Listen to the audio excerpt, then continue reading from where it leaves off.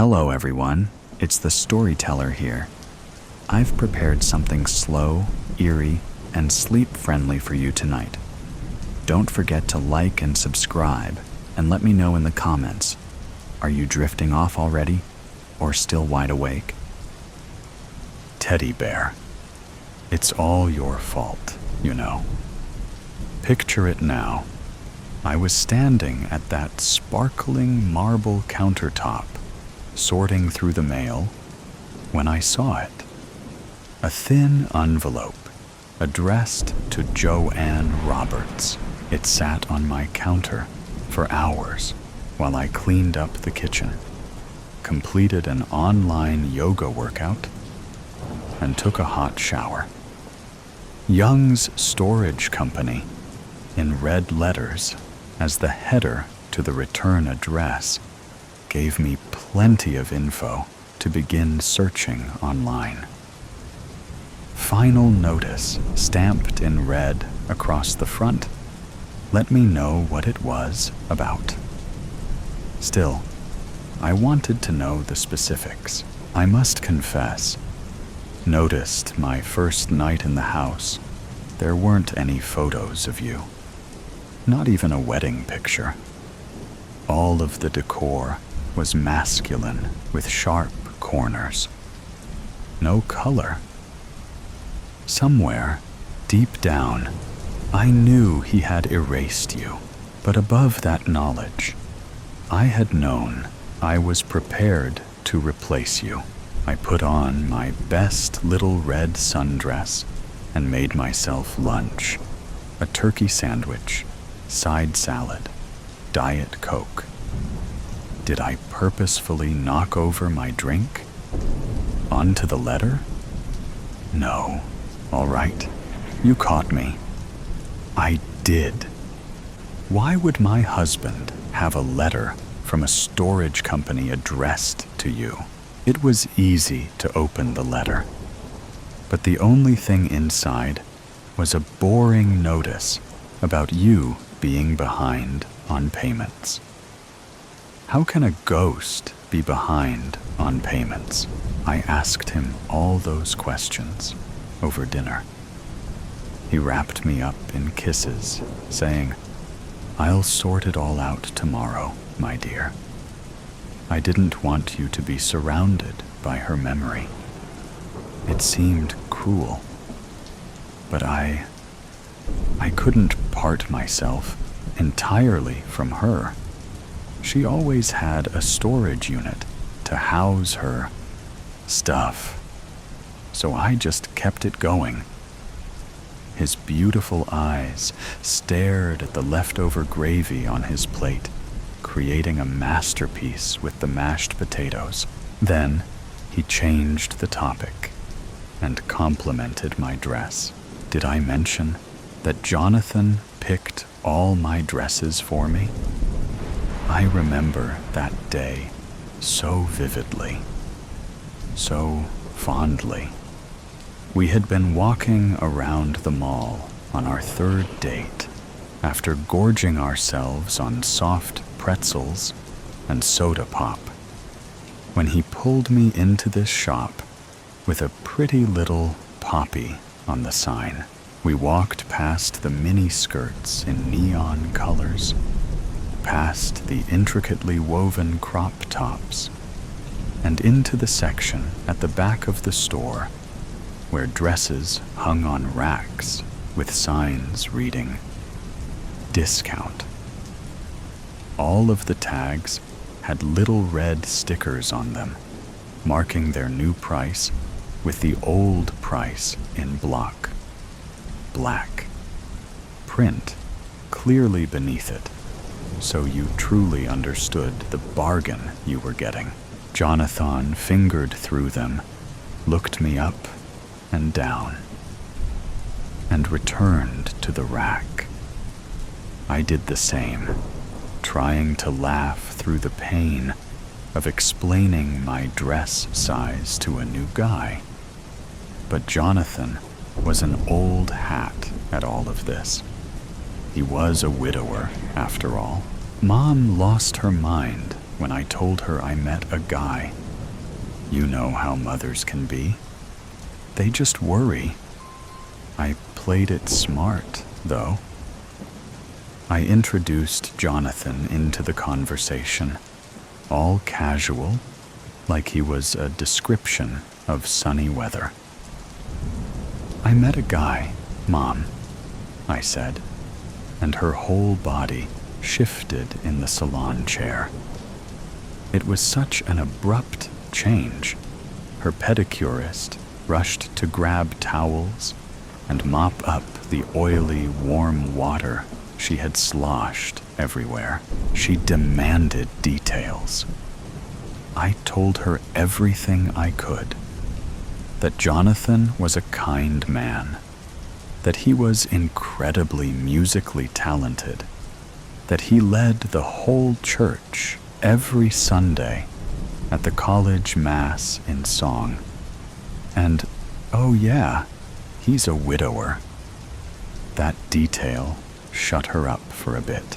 Mom begged me every week to come to church with her and Dad. I always had an excuse why I couldn't manage to go. Of course, the knowledge of Jonathan's existence somehow excused all the excuses. It made it all make sense. It was that final piece of the puzzle. But I could see in her eyes that the word widower frightened her. I watched it wash over her like a wave. It crashed into her heart. It scared her with all of its unspoken realities. An age gap that requires both hands to count, kids, baggage, survivor's guilt. Would I spend my whole life measuring up to another woman? I assured her that day that I could handle being courted by a widower. Jonathan, in his most charming state, was a master at courtship. After all, he had succeeded in the task at least once. He bought flowers, insisted on meeting Mom and Dad with wine in hand, and when he knelt down on one knee, the whole world held its breath, waiting for my answer. Of course, it was yes. It had to be yes. Be honest. Did you see the signs? We attended the mandatory meetings with our local priest, who already adored Jonathan, perhaps more than me. He even used our story in a Sunday homily about the importance of the vocation of marriage in the church. He said, I was once approached by a parishioner, our beloved Jonathan, who said he was called to serve God with his voice, and I simply couldn't say no. Just remember, if God calls you to serve, there's nearly no way for me to deny the request. And we all looked to the rafters. I swear Jonathan winked at me. His mother taught him piano. His father taught him to pick a career worth having, which is how he had the gumption to endure college, law school, and life as a first-year associate. All of these milestones belong to the first Mrs. Roberts. Jonathan didn't bring her into the conversation until halfway through our first date. Listen, he said, as he leaned across the metal table of the cafe. I've done this before. I am serious about it. I want to get married again. I am called to marriage. I know you're young. I never want you feeling rushed into it. It's a serious commitment. I swear he stole those words right from my father's lips.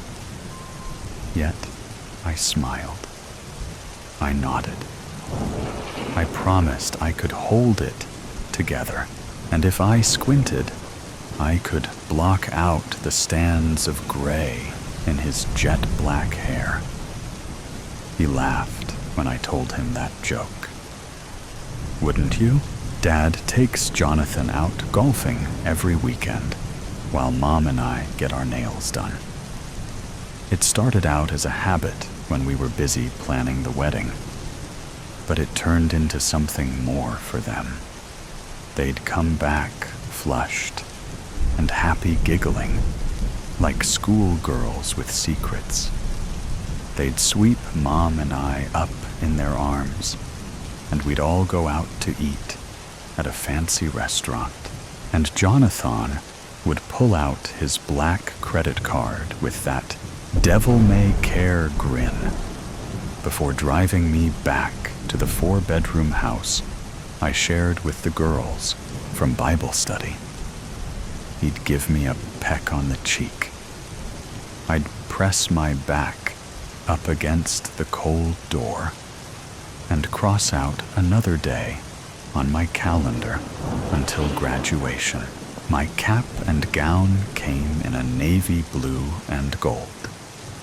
My diploma, 4 years of blood, sweat, and tears, rolled up into a single sheet of fancy parchment, eventually ended up in the back of the closet. But on that day, I knew that the diploma wasn't what I was walking out those auditorium doors with. No, I was walking out with my fiancé, whom my family adored, as my friends crowded me shouting, "5 months until you get your MRS degree. You would have adored our wedding day." It was so perfectly perfect in every way. Jonathan had told me that his first wedding was in mid-June, so we decided to have a winter wedding. October 20th. We chose a Friday so that we could advertise the event as an excuse for a long weekend. He was practiced at catering tasting and planning weather-based backup plans. It was easy to forget why he knew how to do it all. Jonathan's parents, longtime managers in the hospitality industry, ensured we had the very best rates for our guests and a beautiful hall for the reception. It all went to plan. The gorgeous, full Mass with readings Jonathan chose so as not to repeat any from his first wedding. The quick trip to the local hotel where we danced the night away, and the shuttle ride the next morning out to the airport for our honeymoon. I had wanted somewhere warm, but the first Mrs. Roberts insisted on Hawaii, so I settled for a weekend in a Colorado mountain town. We rented a 2-bedroom condo with a huge jetted tub. We spent most of the weekend there, but Jonathan had insisted we step out to do some shopping, to eat a good meal, and drink a good glass of wine. See, that's the thing about Jonathan. When he's got his eyes locked on yours, that enticing bite of elk steak balanced on the edge of his fork, you'd do anything for him. I know I did. Do you know how long it took for Sandy to tell me all about her? The first Mrs. Roberts, my brand spanking new mother-in-law, took me out to lunch a month after the wedding. We ordered an appetizer and sparkling drinks, and she launched into the story of the ghost who haunted my new husband's heart. I didn't even know your name until that day. It was Joanne. I was told Joanne was very pretty. She was a blonde with a slim waist and easy laugh. She wasn't close to her parents, so she clung to her new in-laws, coming to Sandy for advice every weekend over a glass of wine, to Leonard for help with her car troubles, which seemed to pop up nearly twice a month. That Joanne, she was apparently spectacular. She was the girl next door, literally. Sandy set up play dates on the regular between her son and Joanne when they were in elementary too. Rescue Joanne from her tragic home life. Have I mentioned that the first time I visited Jonathan's parents, they still had the old prom photo of the king and queen proudly displayed on the fireplace mantel? In fact, Sandy walked me over to it before dessert was even served. Don't worry, it was Joanne's favorite, pineapple upside cake. Jonathan told a different story of the first Mrs. Roberts. Did you know he only ever calls you the first? According to him, she was complicated and exhausting and a challenge. He always frowned when he spoke of her and held his chin in his hands, cleared his throat, or took another sip of red wine. So I dropped it. Joanne was always the hot poker of our marriage. The demand came a week after that letter. Jonathan locked eyes with me over coffee, scrambled eggs, and toast. He forbid me from going into the garage, saying, "I can't afford the payments on the storage unit. I've moved a box of her stuff into the garage. I don't want you getting hurt." I nodded and avoided that place like the plague, except last Sunday, when I stood in front of the garage door for 20 minutes before using the spare key we kept hung on the hook, shaped like a moose's antlers, to unlock it. Jonathan's car was gone since he went to the office for the day. His latest trial was scheduled for the next day, so some final details simply needed arranging. He had made me breakfast. There was even a little note bearing his love. I had been perfectly happy eating my meal. It wasn't until I turned on the shower that I even considered the garage. See, I was comfy and cozy in a steamy shower when all the lights went out. I screamed from panic and called out Jonathan's name several times before I vaguely remembered that our breaker panel was in the garage. So I rinsed quickly, dried more quickly, and threw on some leggings before heading outside. Yes, I considered calling Jonathan. Of course I did. I even considered calling my father, or father-in-law, or mother, or mother-in-law, or knocking on the doors of some friendly neighbors. But I figured I was not just a 25-year-old, but a married woman, a wife. If I was ever to become the mother Jonathan needed me to be for our children, I had better be able to switch a breaker. The garage was musty, dusty, gross. Some faint lines from dust remained on our cement floor, where Jonathan always parked his car. The huge freezer he received as a wedding present from my father didn't even whir. I grimaced and examined my scene. There was my bike, the one with the big blue basket that Jonathan had surprised me with for my first birthday with him. There were all of his hunting outfits. He hated when I called them outfits, but what else would I call them? There was his splitting axe, his felling axe, and his hand axe hung up on the wall. There was a tent we bought for our first anniversary. It made me smile, and in the corner were 3 black totes with yellow lids piled high on against a wall. But I could still make out the silver of the breaker panel, so I marched over and gently shoved them to the side.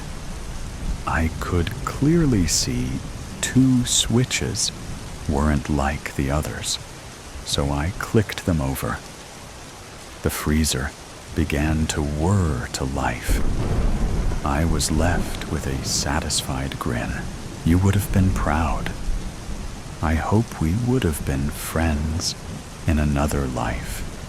The big sister, little sister dynamic I always prayed for.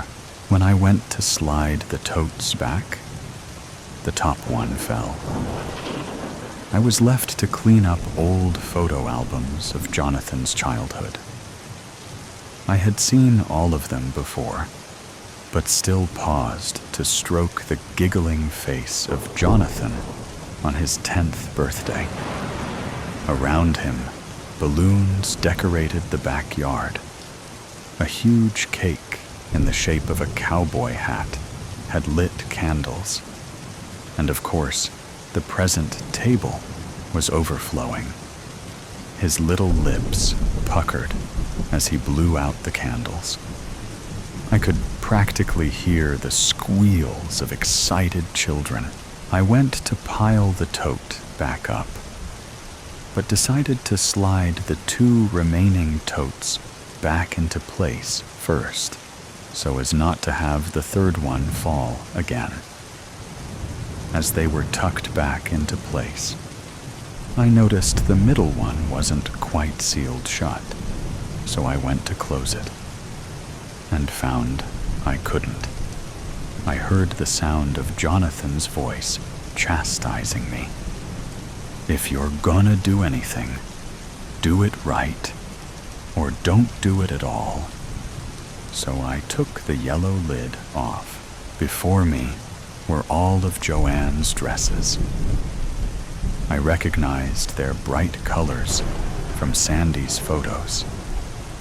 I found my hands sifting through them without the full consent of my mind. They felt smooth like water between my fingers, and I held them up to my chest, twirling in a dusty garage all alone. At the bottom of the tote was one final dress and a teddy bear. The dress was white with a blue flower pattern. I grabbed it and grimaced with a pounding heart, noticing the stains of blood in the center of the bust line, the tear where the weapon made its entrance and exit. Any woman who has endured her monthly visitor knows the color of dried blood. There was no excuse that he could come up with. It wasn't paint or food. It was blood. The bear bore the same markings, and I fell to the garage floor, Jonathan found me hours later. He picked me up, tutting as he went. He placed all of her dresses back in the box, but kept the teddy bear out. He sealed up the tote and helped me into the car. We drove in silence, the only light being from the full moon. Even if I had words, I don't know if my throat could make them. It had gone silent after the screaming and the crying. My exhausted eyes fluttered closed and didn't open until I could tell we had stopped, until I was certain we wouldn't start again, until I felt Jonathan's cool fingers stroking my hot cheek. He wore a sad face, like a clown without makeup. They start out so good, so kind, so loving. They promise to be good, but then they stop. They open letters not addressed to them, ask questions they shouldn't ask. He threw the new dress at me and returned minutes later to take me by one hand. He gave me the teddy for the other one. Our footsteps sounded so loud in the dried-out grass and the silence of the graveyard. Until we arrived. I am the second Mrs. Roberts. I am standing at your grave in my very best black heels and little black dress. My sweaty hands clutch the brown teddy bear I found in an old dusty tote tucked in the corner of our old dusty garage. Jonathan smiles at me for the first time. He pulls out his gun. He leans in close. I close my eyes and taste his kiss one last time. The sculptor of Lyon. Jacques heard someone enter his fifth-floor studio, heard the heavy groan of the old wood door, heard the tired thing thunder back into place, slamming with a finality that said no more. And it was the only thing that stopped him from pitching forward from his balcony into the street below. Rich heels snapped against the scuffed parquet floor, and the boards underneath strained against the weight of every step the stranger took. "Hello?" came a man's voice. Jacques relit his cigarette for the fourth time and looked out over Lyon. His studio was the top floor of a tower, sitting in the crook of the Saône, and he had a lovely view of the Pont de la Feuillée. They still called it the New Bridge, even though it had been reconstructed nearly a decade ago, in 1841. He could just see one of his lions from this angle, a stoic beast carved of marble, watching over the people of the city as they crossed the bridge. One of his first commissions. "Hello?" came the man's voice again. It was curious but calm, familiar but unrecognizable, a voice that tugged at his memories and hid at the corner of his eye. Jacques huffed. If he should fall from his balcony, he'd tumble 5 floors and strike the cobble below. With luck, head first. But it would leave a mess for his landlady. And besides, he had company. Ah, but the Pont de la Feuillée. If he snuck out at night, he might throw himself to the mercy of the Saône and let it wash away the grayness of his life. Hello? Jacques? Out here. He flicked the last of his cigarette over the railing. On the balcony, the steps drew close, and only once Jacques felt the presence of another beside him did he turn. And Jacques, startled, beside him stood a man dressed head to toe in rich reds and blacks, accented with gold buttons and chains and jewelry. His boots were buckled with gold.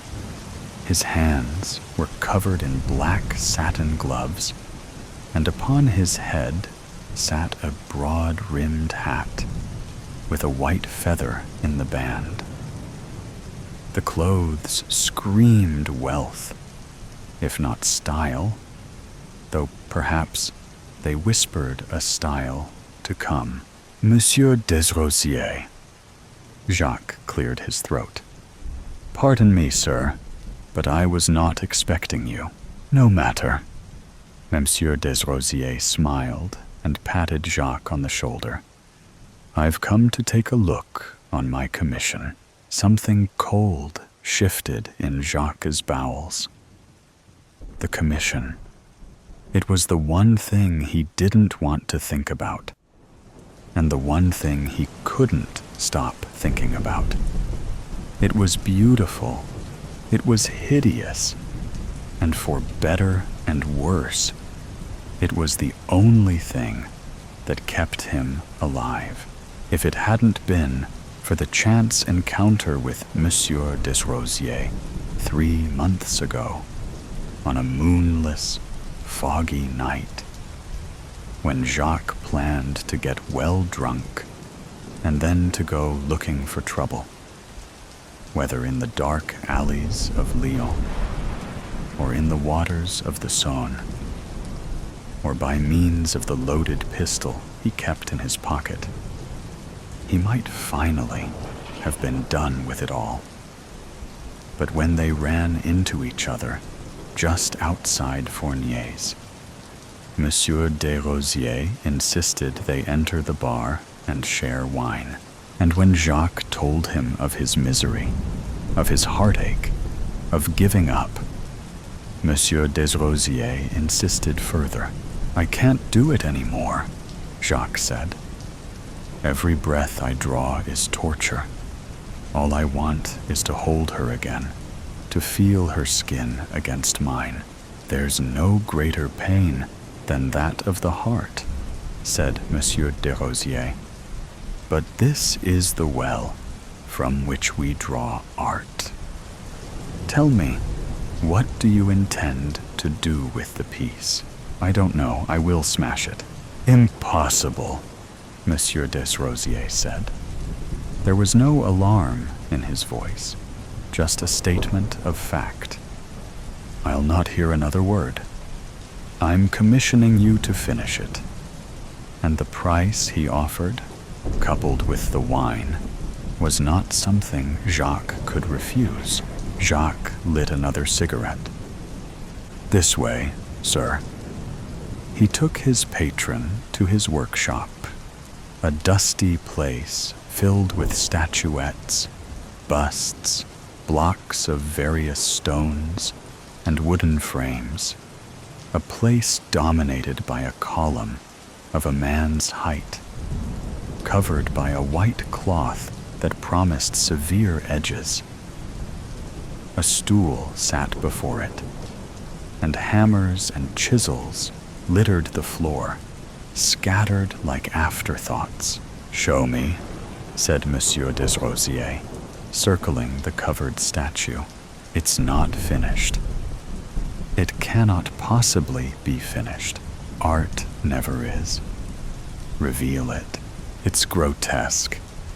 A cruel mockery. Impossible. Your hands are magical. They sing to the stone. Come, do not keep me waiting. Jacques tarried only a moment longer and then listlessly he pulled at the cloth. There was a radiant Gaia. "Marvelous," said Monsieur Desrosiers. "She's simply magnificent." He touched the cold marble, placed his hands on the midriff, ran his palm up the perfectly smooth abdomen, cupped an ice-cold breast. Jacques felt his throat harden. Said Monsieur Desrosiers, his thumb and forefinger cradling a nipple. "Such attention to detail. So like the real thing." His hand slid to the abdomen again, and then began sliding lower, following her contours, following the map of her muscles and flesh. Lower, ever lower. "Sir." Jacques grabbed the other's hand. "Sir, please. It's unfinished. Very delicate." Monsieur Desrosiers locked eyes with him for just a moment, but then a wide grin bloomed on his face. Of course. How boorish of me to interfere with the genesis of art. But I tell you, you have made an exquisite piece here. It's so like life." Jacques felt the cold in his guts roil. He beheld the work that consumed him, the statue of Camille, the torso of Camille, rather. She stood on the stumps of her hips, and she had no arms. Neither had he been able to bring himself to carving her head, her precious face. Not yet. Not ever, perhaps, but lifelike? Yes, Jacques had to admit that was true. He knew the map of her. His fingers had traced her every path, and he'd drunk deeply of her, gotten lost in her shallows. He couldn't count the nights they'd spent in soft embrace, or the fervent daylight moments they'd stolen together.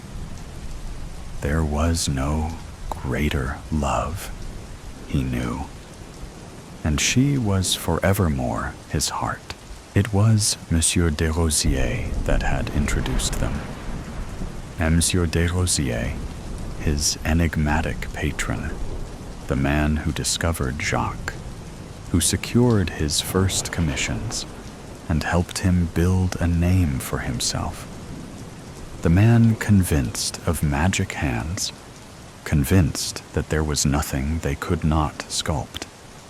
The man who knew very well what he was doing when he brought Jacques and Camille together, and then left them alone. Ah, but this cold, dead stone.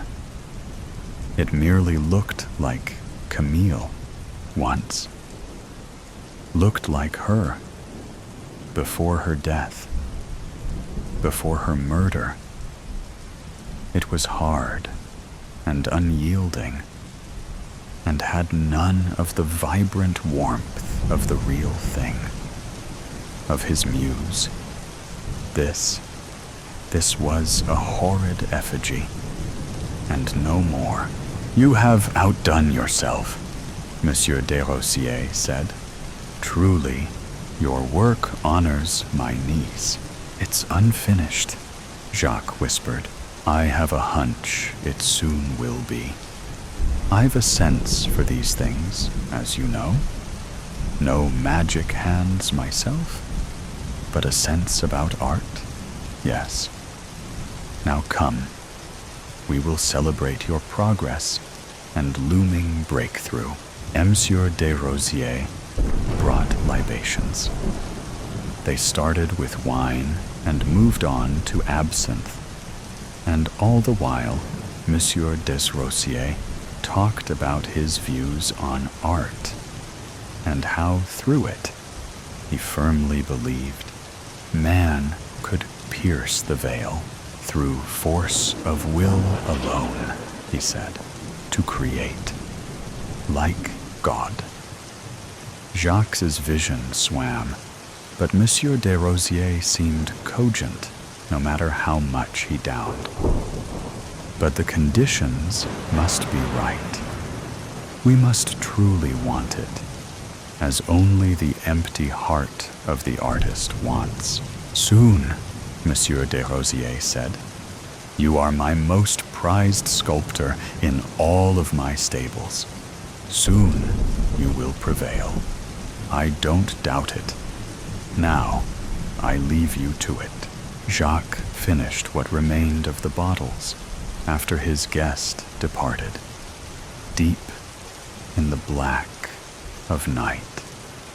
The man was strange and always appeared at just the right time or just the wrong time. It was M. Desrosiers that introduced him to Camille, and then later introduced him to the news of her death. It was he that found her, strangled, they said, among the rose bushes on the family estate. The murderer never found. It was he. Jacques didn't know if it was he. M. Desrosiers was the last to see her alive. That didn't mean anything. Besides, it was disrespectful to harbor such suspicions about the man who funded him. Besides, it was too terrible to consider if Monsieur Desrosiers had played a role. If instead of doing something about it, Jacques had merely taken those funds. Jacques downed the rest of the absinthe and settled into fitful, fanciful dreams. In his mind, Camille came back to him. He embraced her statue, and in the moonlight, she turned into his lost love. They danced through the night and laughed, and he twirled her faster and faster.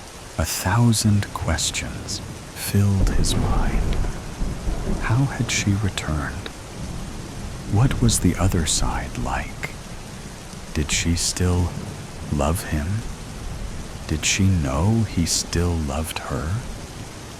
But all were strangled by his pressing need to hold her, to have her. They loved like it was their last day, their first day, their only day. And he fell asleep in her embrace, tangled in sheets, feeling the warmth of her touch once more. By morning, that touch had grown cold.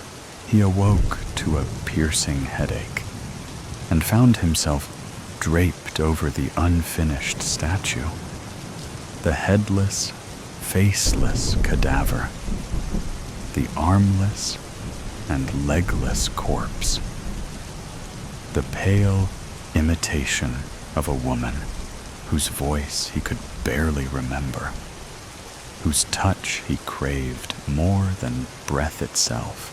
Cold, cold, cold, but soft.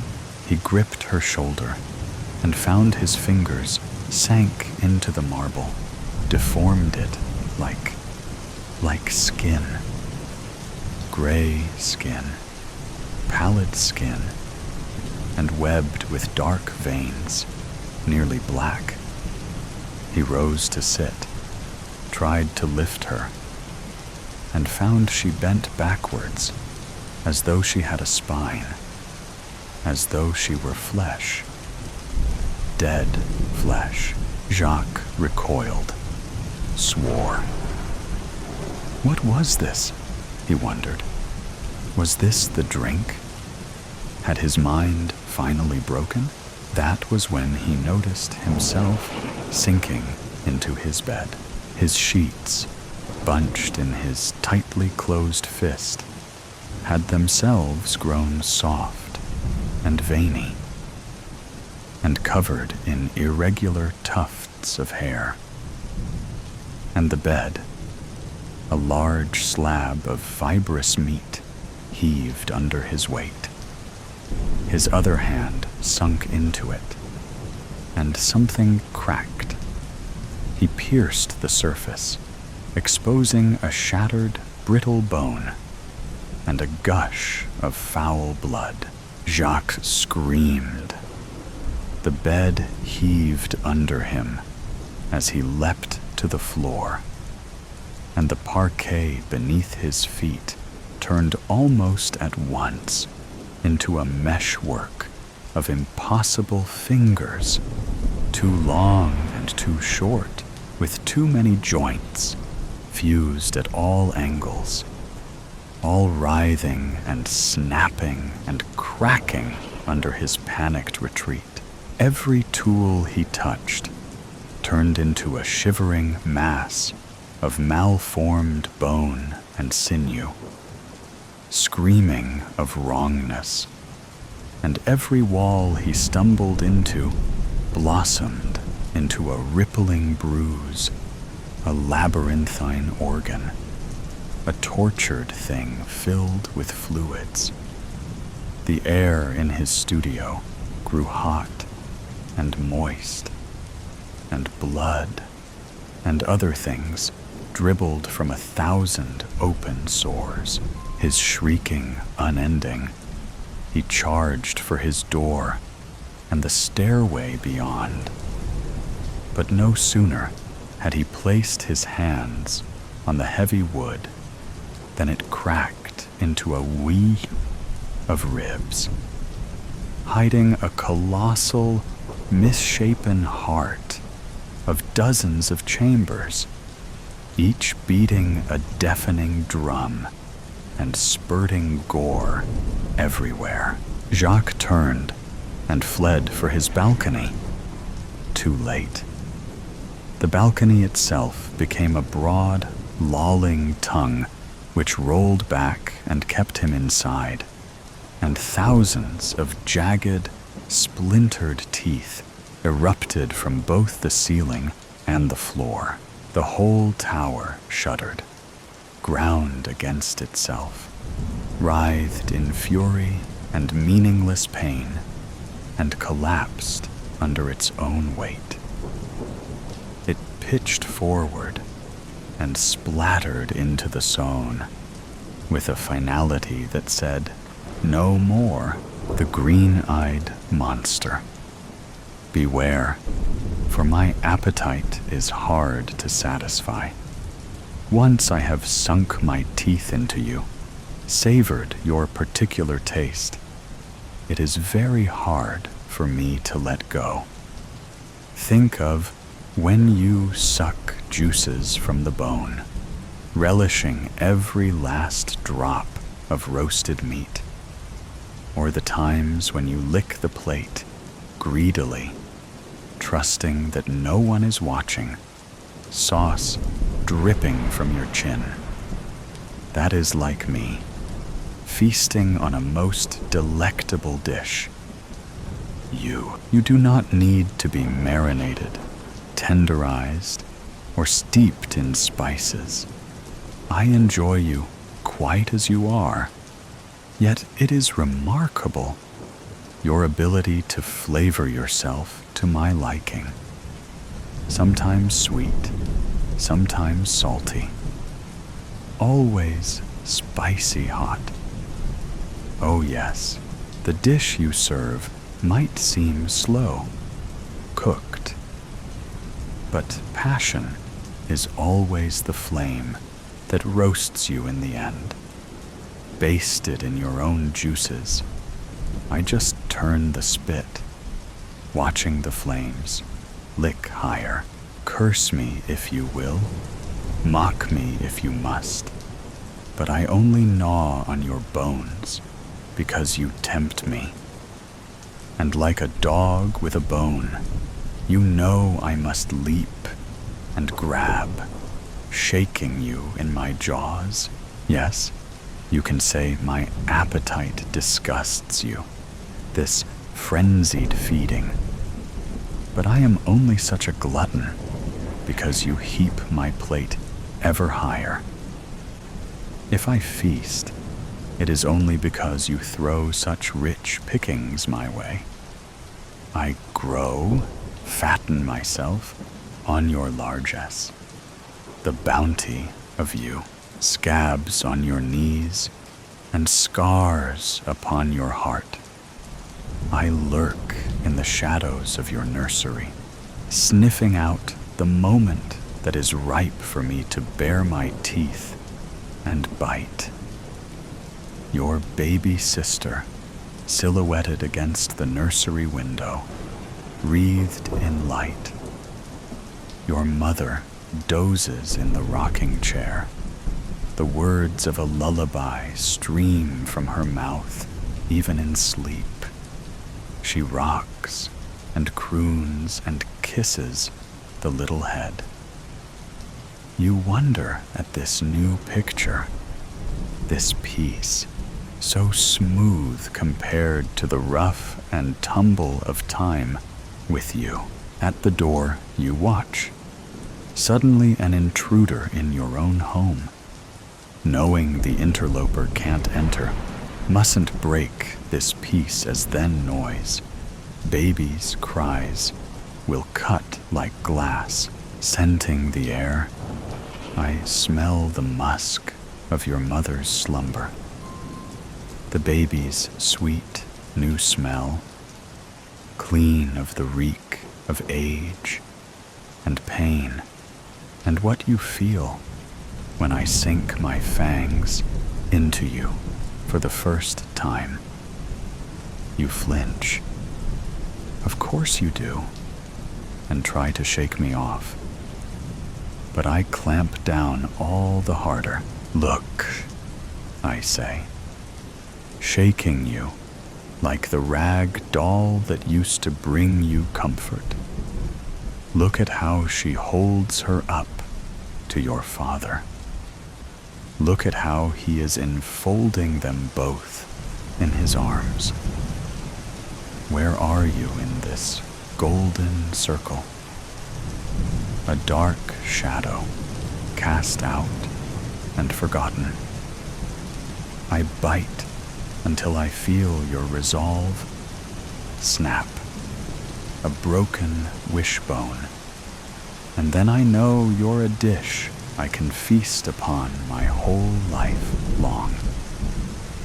I eat my fill and lay you down, chewed, stripped clean, only able to lie there, staring up into my clear green eyes.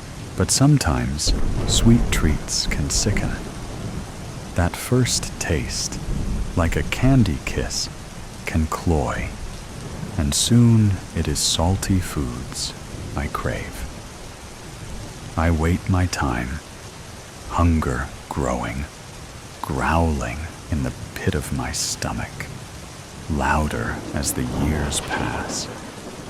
When I can wait no longer, I prowl to the pitch where you practice every week.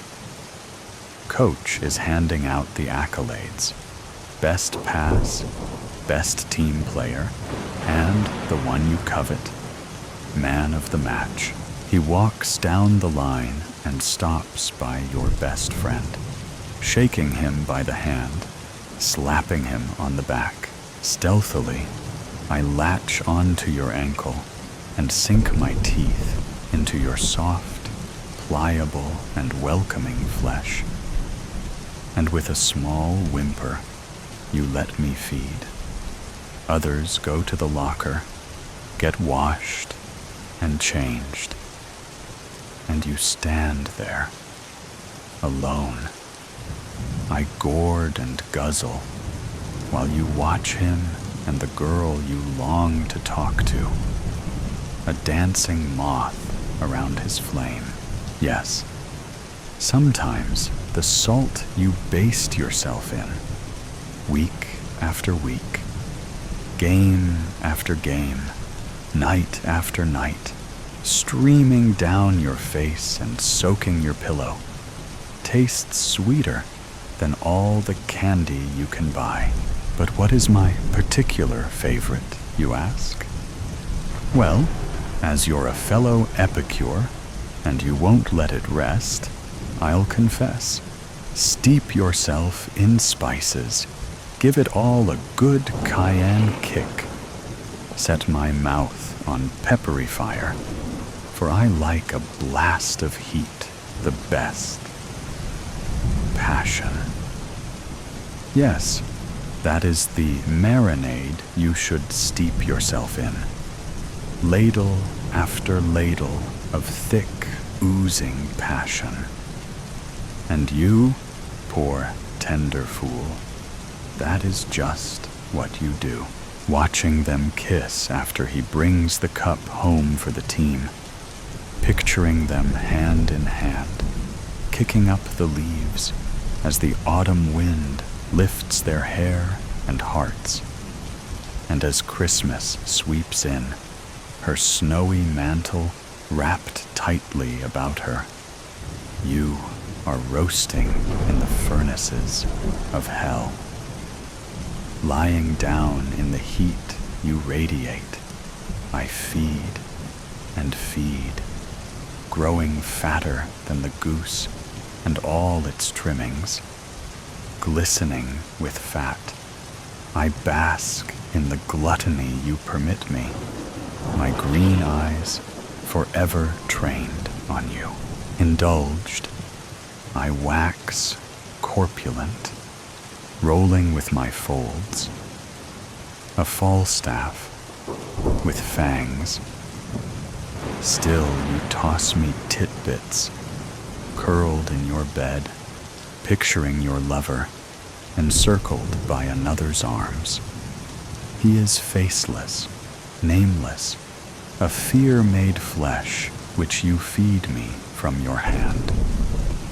We are never satiated, even when we walk down the aisle, turn and watch. With predatory eyes, the vision of your lovely bride, regarding you now, more morsel than meat, like a thin scrape of butter on a meager scrap of bread. I feel almost compelled to apologize on the behalf of others. Such a shame the family never comes to fatten you up, or that sporty friend doesn't pop around for a beer. And your wife? Well, perhaps the less said there, the better. At least, you can rely on me. Patting my head, I'm your trusty companion, no longer a loathed monster, rather a loyal pet, forever walking at your side. Am I living in a haunted house? I lay in bed reading a horror book when I see movement from the corner of my eye coming from the other side of the closed curtain. I slowly lower my book, my mind screaming at me not to. There is a shadow floating on the right side of my window. At first, I thought it was the shadow of the flag, flapping in the wind, but quickly realized this is no flag. I stare at the shadow as it moves up, then to the left, then down, then to the right, before repeating the cycle again. What the heck is it? I mutter. The shadow changes shape repeatedly until it stops, and now resembles the head of a dragon. At first, my curiosity piques, but then an unexplainable fear overtakes my senses, and I am on the verge of leaping out of bed. Whatever is distracting me does not bring peace my way, but a terror that will affect my lifetime. I thank God the curtain remains closed, for I do not care to see what is producing that shadow, for I had a feeling it will cause my sanity to leave me. Yet there seems to be an unknown force pulling me to the curtains. The shadow floats by my window for eternity, haunting me. I cannot pull my eyes from this shadow. Thankfully, it eventually dissipates, and I can relax. A weight lifts from my body, and the fear dissipates.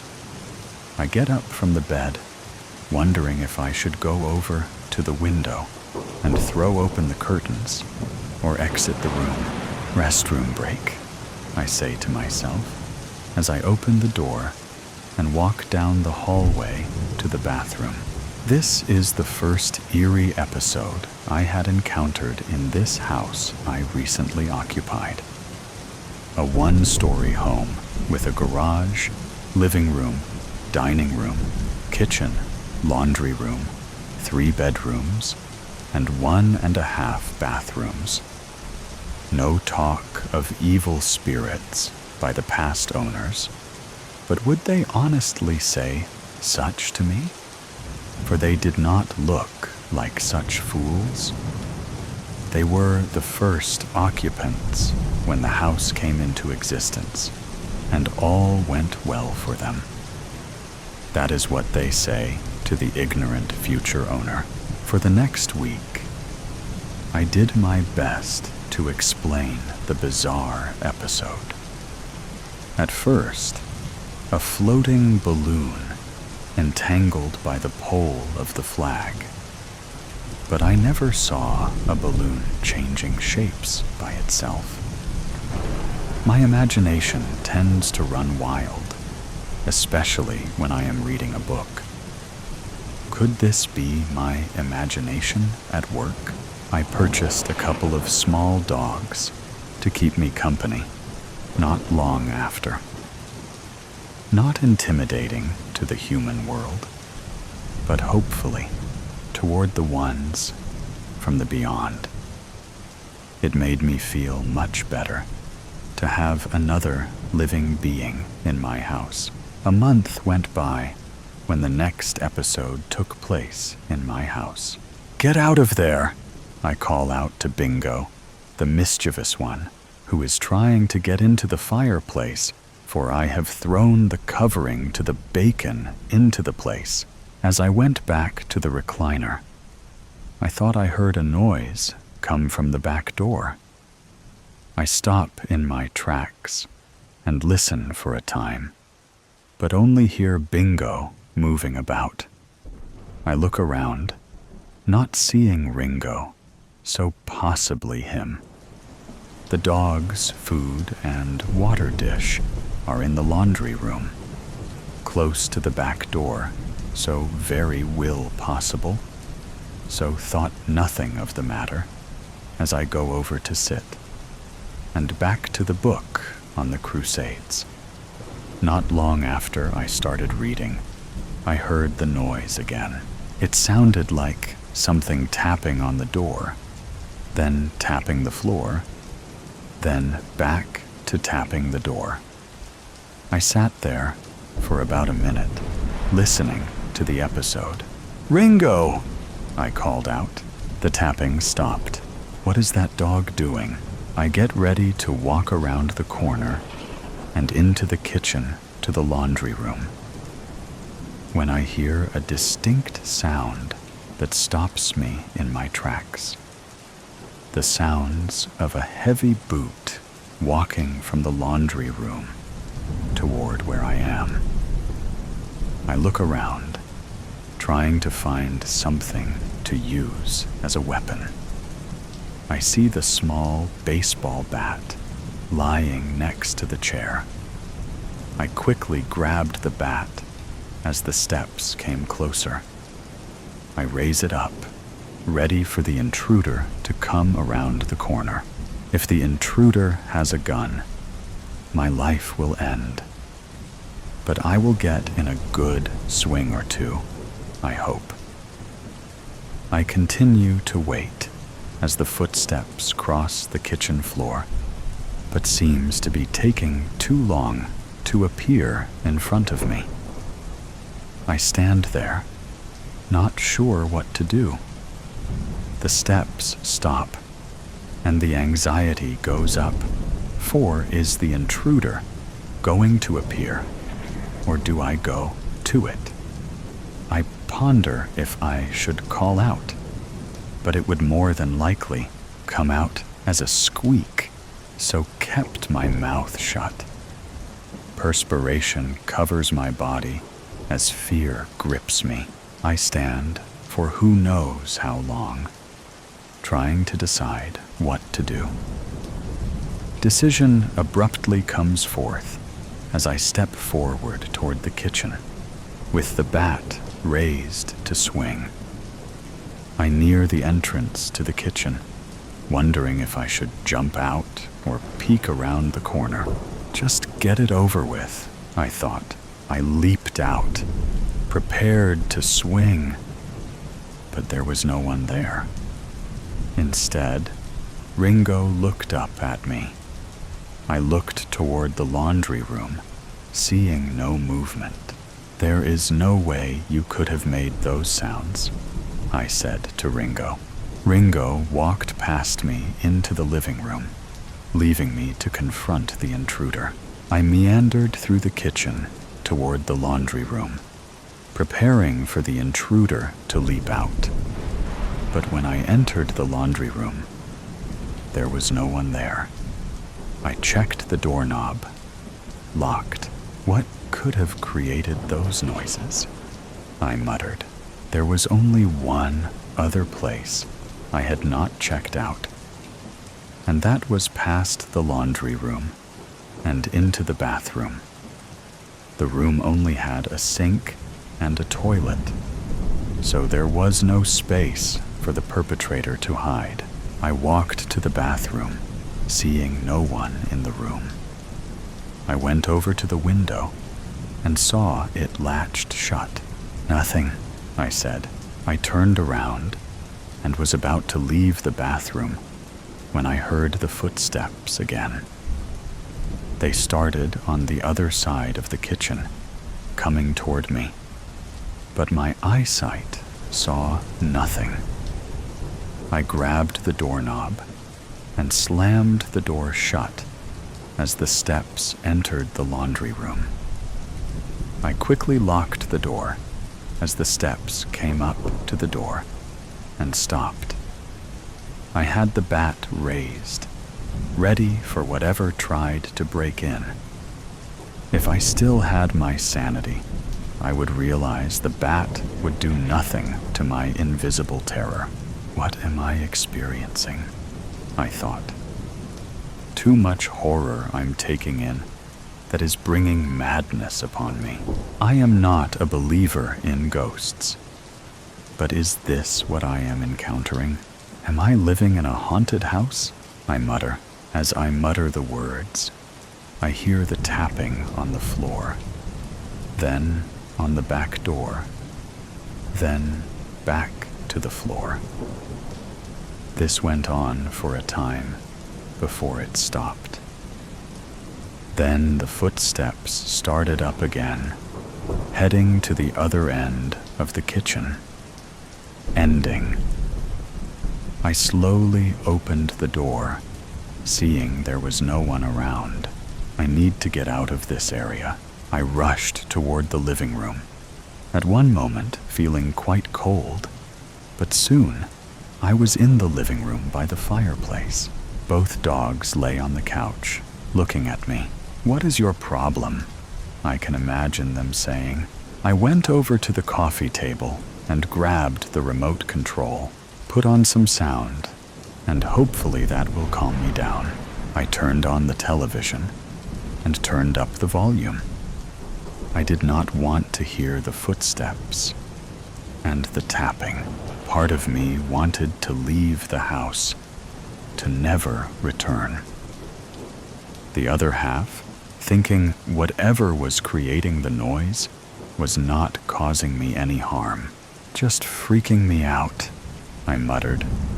"But not freaking my dogs out."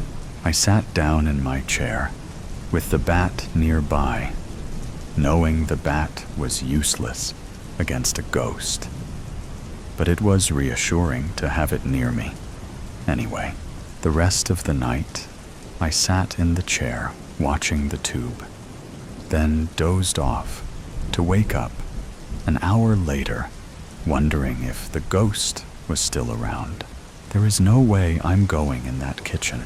I eventually dozed off again, waking up off and on throughout the night. My day at work was miserable due to lack of sleep. I spent the entire time contemplating on what I should do. I could move out, but then I would end up losing much money and wind up in an apartment, which I do not want to do. I could go to a church and have a priest bless the house. I could have a psychic or ghost hunter come in, or just live with it and get over my fears. If harm did not come my way, then I should be okay. But what about my sanity? It could make it an interesting home life, I muttered. My life was dull overall, so the reason I read so much of the fantastical. Living this kind of life in my house might be interesting. Of course, part of me screaming I was insane to have such thoughts. It came to me living at the house, encountering footsteps once a month, and little odd things happening. At first, scared, but eventually I became numb. Soon, I was like my dogs, and just enjoyed the roof over my head, no matter how bizarre it was to live under it. Monster with two faces. She tries to persuade me every time I see her. The problem is, she doesn't know me like I know me. She doesn't know I have two faces. One, an angelic face, acceptable to society. It's the one I show her and everyone else. The other face is an unsettling one, with the coolness of its dead gray eyes and the chill of its lifeless skin. I keep it locked inside the most hidden parts of me. I can't show it to the world. They won't accept it. "How are you doing today, Nicole?" she asks as she sips her chamomile tea. The smell makes me nauseous. I hate the smell of lavender. If not the lavender, it could be the honey. Whatever smell exists inside her cup, making her so calm. My fingers itch to shatter the mug in her hands and watch her lose her composure. I detest the way she tilts her head. Mostly, I can't stand the pity in her eyes as she uses her words to claw at my layers. She wants to understand me. I want to understand why she wastes her time.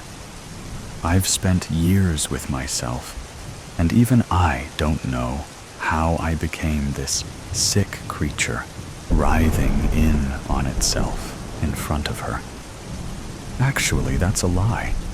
It takes a monster to create a monster. Still, what happens when a monster wants to become human? I search her face like she holds the keys to my humanity. I can't complain. I smile through my words. Life treats me well enough. The clock ticks down on the wall, like a slow, dripping faucet. 58 minutes to go. She watches me watch the door.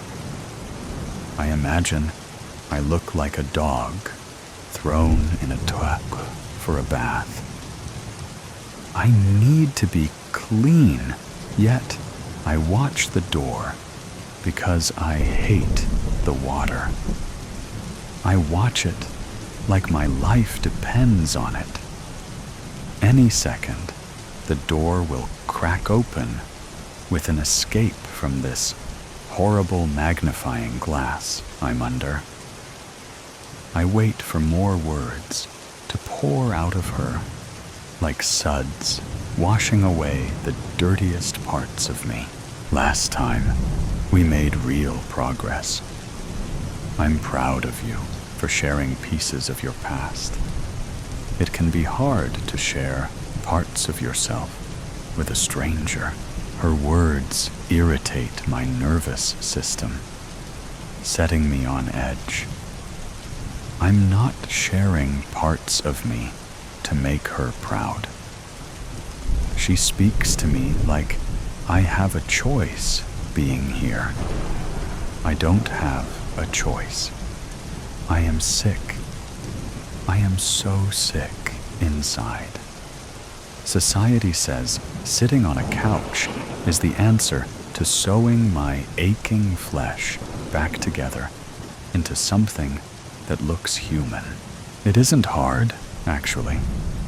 When I talk about myself, I don't feel anything at all. It's like talking about a stranger to a stranger. She takes another slow sip of her disgusting tea and pierces me with her eyes. They're green with layers of yellow, like a dying lawn on a hot summer's day.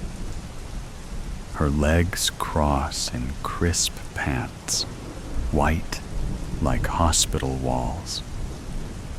I stare with an empty feeling in my chest at her sandals. Her toes peek through the tops with a fresh red pedicure. Rich blonde highlights color her hair, not a single strand out of place. She holds herself together with confidence and grace.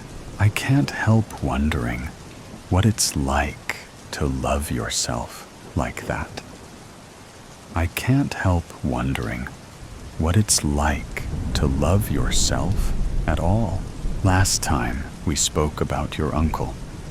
Do you want to talk more about what happened? How's your boyfriend? I ask. Is he still out of town? Must be hard. She takes the bait. He should be back the 1st of next month. We spend the next 30 minutes talking about the places he travels for work. She's oblivious to the way I can bat around our conversations like a cat with a mouse.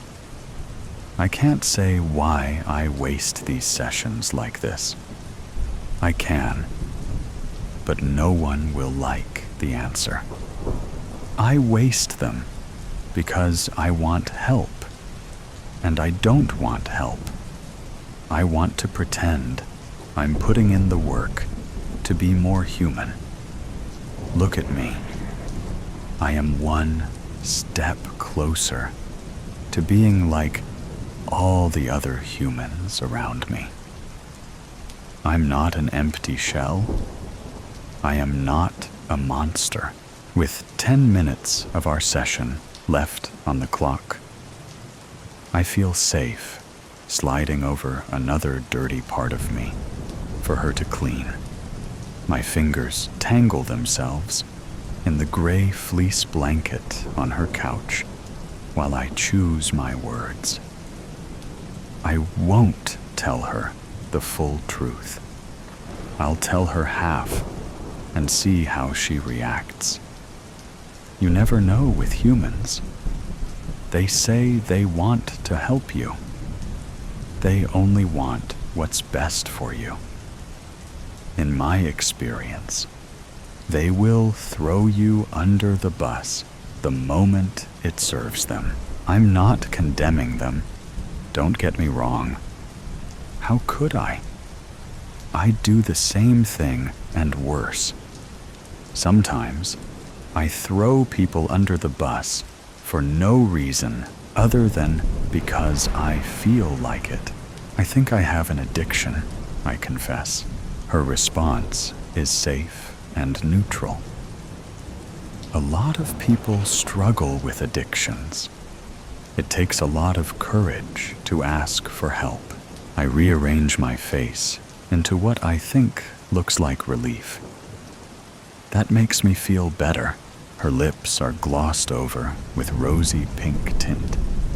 I watch, fascinated with the way they glisten as she speaks.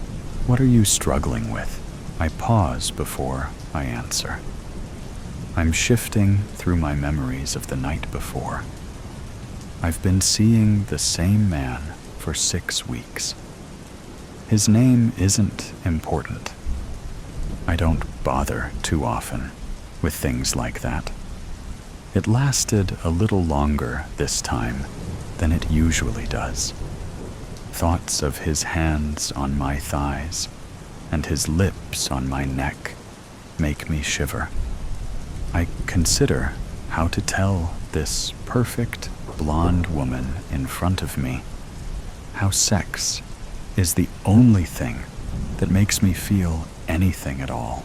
6 weeks before him, it was someone who only lasted 10 minutes. Anthony, was it? We locked eyes in the elevator on our way to biology. College campus was always deserted for our late-night classes. He had dark hair and a lazy smile. His brown eyes lingered on mine a bit too long after the doors closed, and I knew. I closed the gap between us and slipped my tongue into his mouth. He tasted like strawberry Pop-Tarts. He didn't move for a moment, and then there he was, sliding warm hands up my dress like they had a right to be there. Men are like that. I can't seem to stop eating, I confess. We have only a few minutes left of our session. She spends this time talking to me about how to sit with cravings.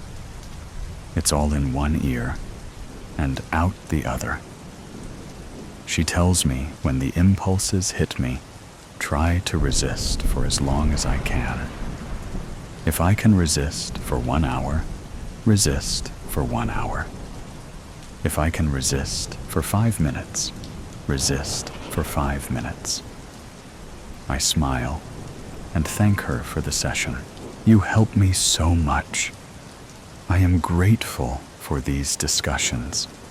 I can't tell you how much you've done for me since I started seeing you for therapy. I lie. I quickly shoot for the door. An hour of compassion, real or fake, is too much for me. It makes my skin crawl when people show things like affection or kindness.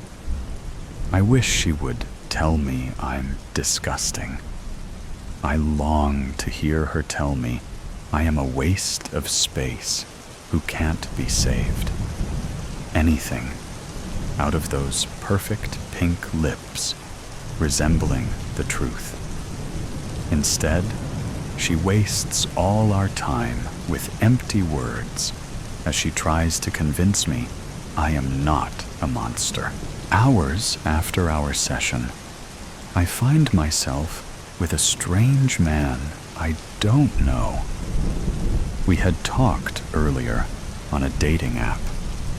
He's attractive enough, with a single dimple on his left cheek when he smiles. Not that looks really matter much to me. I slide into a green Toyota Camry with a missing passenger mirror.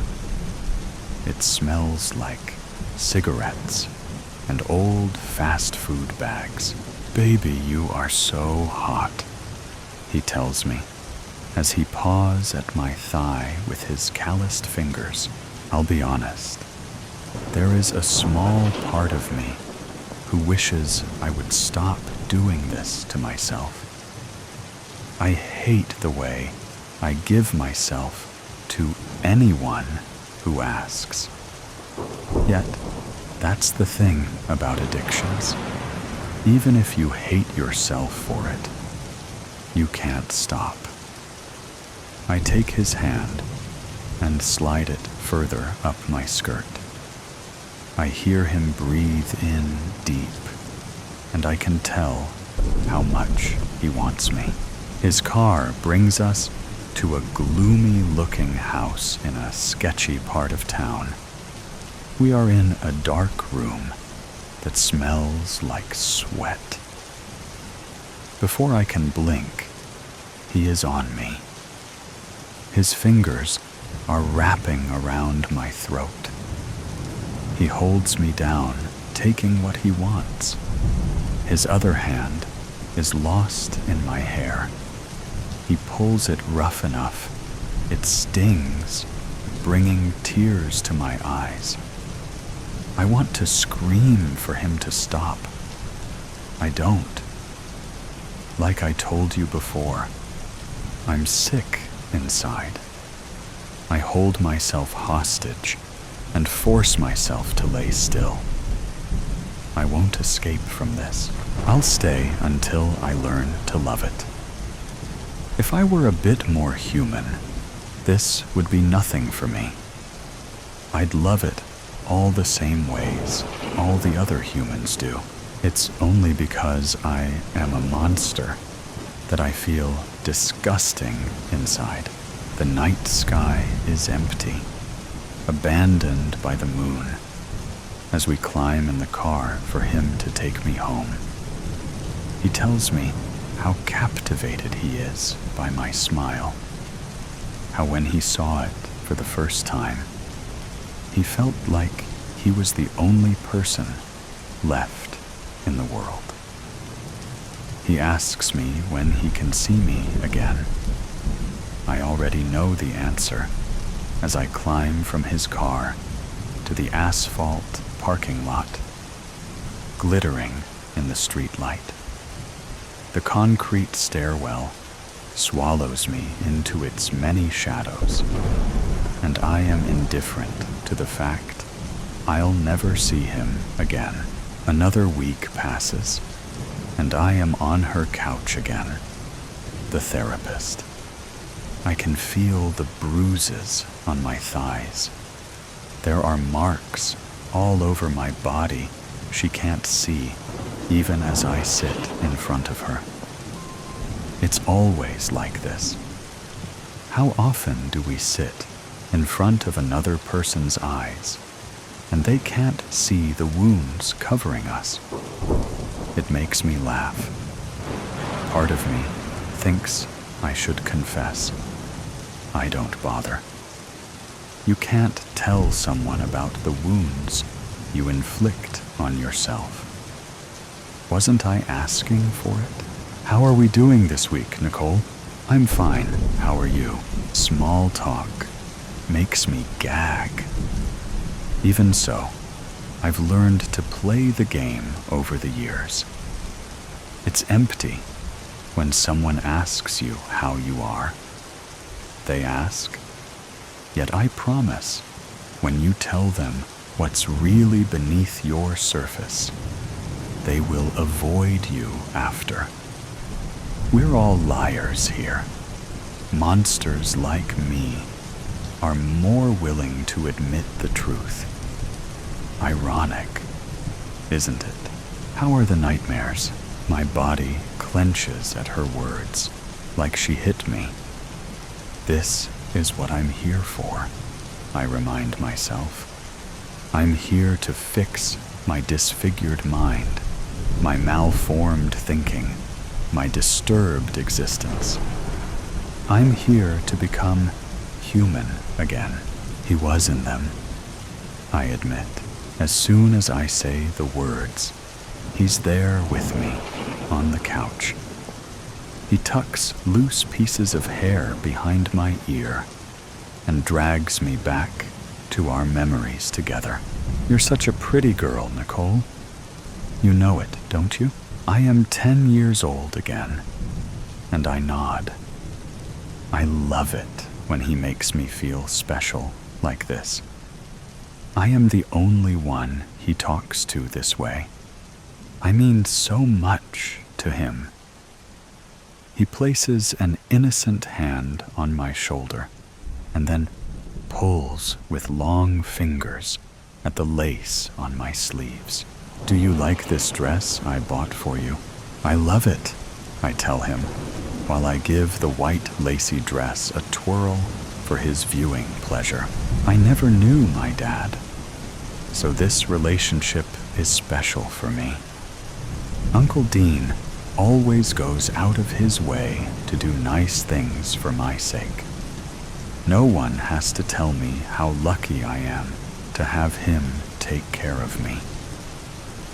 He pulls me onto his lap, where he tugs at my fly-away curls, twisting their chestnut-colored locks in his hands.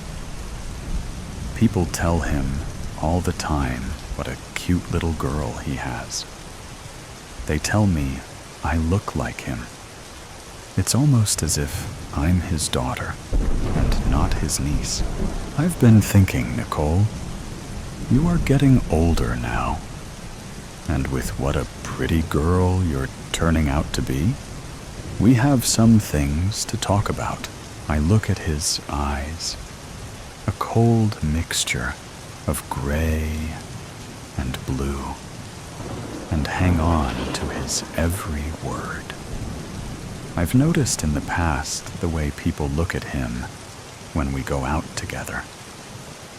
His hair is blonde and wavy in a way that complements his fair skin. His shoulders are broad, and the arms he holds me with are strong with thick muscles. He's handsome. It's not just me who listens when he speaks. It's like the people around him can't help it. His words are always captivating. His smile makes you feel like you are the only person in the world. I'm proud he belongs to me. I'm worried boys will start giving you problems. He frowns, and it crushes me. I study his lips and wonder what's wrong with me, that boys will give me problems. I can't stand the look of displeasure on his face. I'll do anything to replace it with a smile. My fingers find the bottom of my dress where I tear at it helplessly. I can't let myself be a burden to him, not when he took responsibility for a child who wasn't his. I think it's important for me to teach you how to handle them for when you're older, don't you think? I nod, eager to cheer him up. You're a good girl, Nicole. I know you'll do fine. He leans in close to my ear, with my curls still twisted in his fingers. When you get older, men will expect you to please them. I don't want you to worry. I'll teach you how. I'll teach you everything you need to know. A voice startles me from my memories. Nicole? Nicole? Where did you go? I look up and see her, the therapist, the one who is supposed to hold all the answers to my questions, the angel who tells me none of this is my fault, and how I am not the monster he made me. I smile towards her as if I had been here on the couch with her the whole time. I smile as if I don't remember every single lesson he taught me. Is everything all right?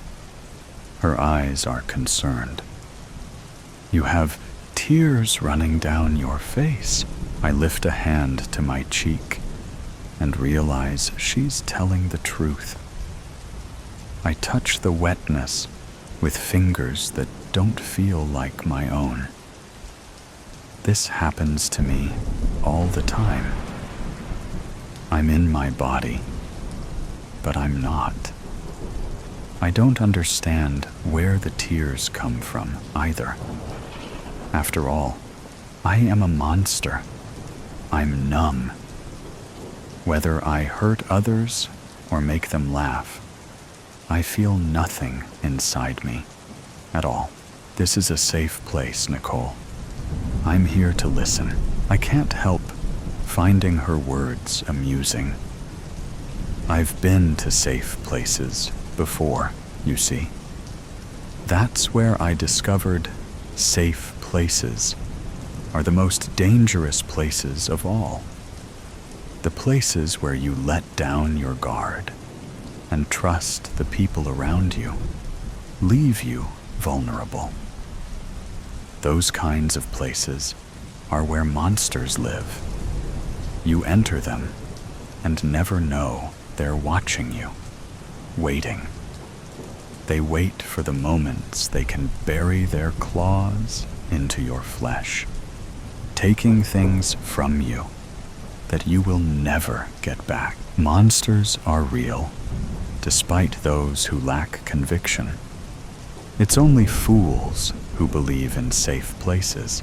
Last night, I sat on my kitchen floor and ate an entire cake. I lie to her again. I couldn't stop myself. Don't you think that makes me disgusting? I can't tell if her sympathy is real or fake. I can't tell if she only has one face, the face she looks at me with, or if she too has another one buried deep inside her. I study her cheetah print shirt and the gold hoop earrings underneath her straightened hair. I can't tell if she's human or if she's another monster like me. We hide so well sometimes that we don't even recognize the monsters deep inside ourselves. Of course, I don't think that, she tells me. Her words offer me the smallest amount of relief. I feel myself relax for only a fraction of a second. It's all I can ever relax after I turned into this creature. I give her my best smile. You don't think I'm a monster? She reassures me she doesn't. I slide out of her heavy wooden door after the rest of our session has passed and remind myself she is a professional. If she saw a human without a beating heart in front of her, she would know it wasn't human anymore. The fact that she doesn't, it means there is still hope for me. The barber's pole. Oscar sits in his barber's chair, reading the Trentonian on his iPhone, cataloging the day's stories for the early rush. Oscar pays special attention to the stock charts and the upcoming highway projects. People love to talk about making money and to complain about traffic. The bell rings and Michael walks in. He is a tall, well put together trader type in his early 30s, wearing a crisp white button-down and expensive men's Oxford shoes. Oscar yells, "Maria! Maria! Customer! Get in here, I need a wash." Oscar packs the espresso filter basket with Stumptown hair bender, espresso grinds, and tamps down the shot of brown powder. He purges the group head with a quick shot of steam, then locks the filter into the espresso machine and starts brewing. The dark, black espresso drips like droplets of dark black blood. Drip, drip, drip. Then the platelets of the steamy brew ruffle out the lighter oils and gases, lathering them into a milky brown crema in the top of the white espresso cup. It looks like coagulating blood congealing around the white skin of a fresh wound. The association with blood unsettles Oscar. The thought of fresh red blood, thick and full, like pomegranate juice, the irresistible impulse to cut. His mind stirs with perverse thoughts that he cannot silence, even though it is before 9 o'clock a.m. The Oscar pours 2 shots of minty Sambuca Romana alongside the espressos. Something to take the edge off.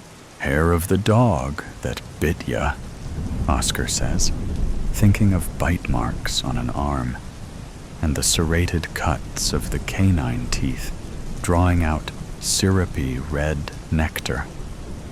Here, sit down, and let's get you a wash.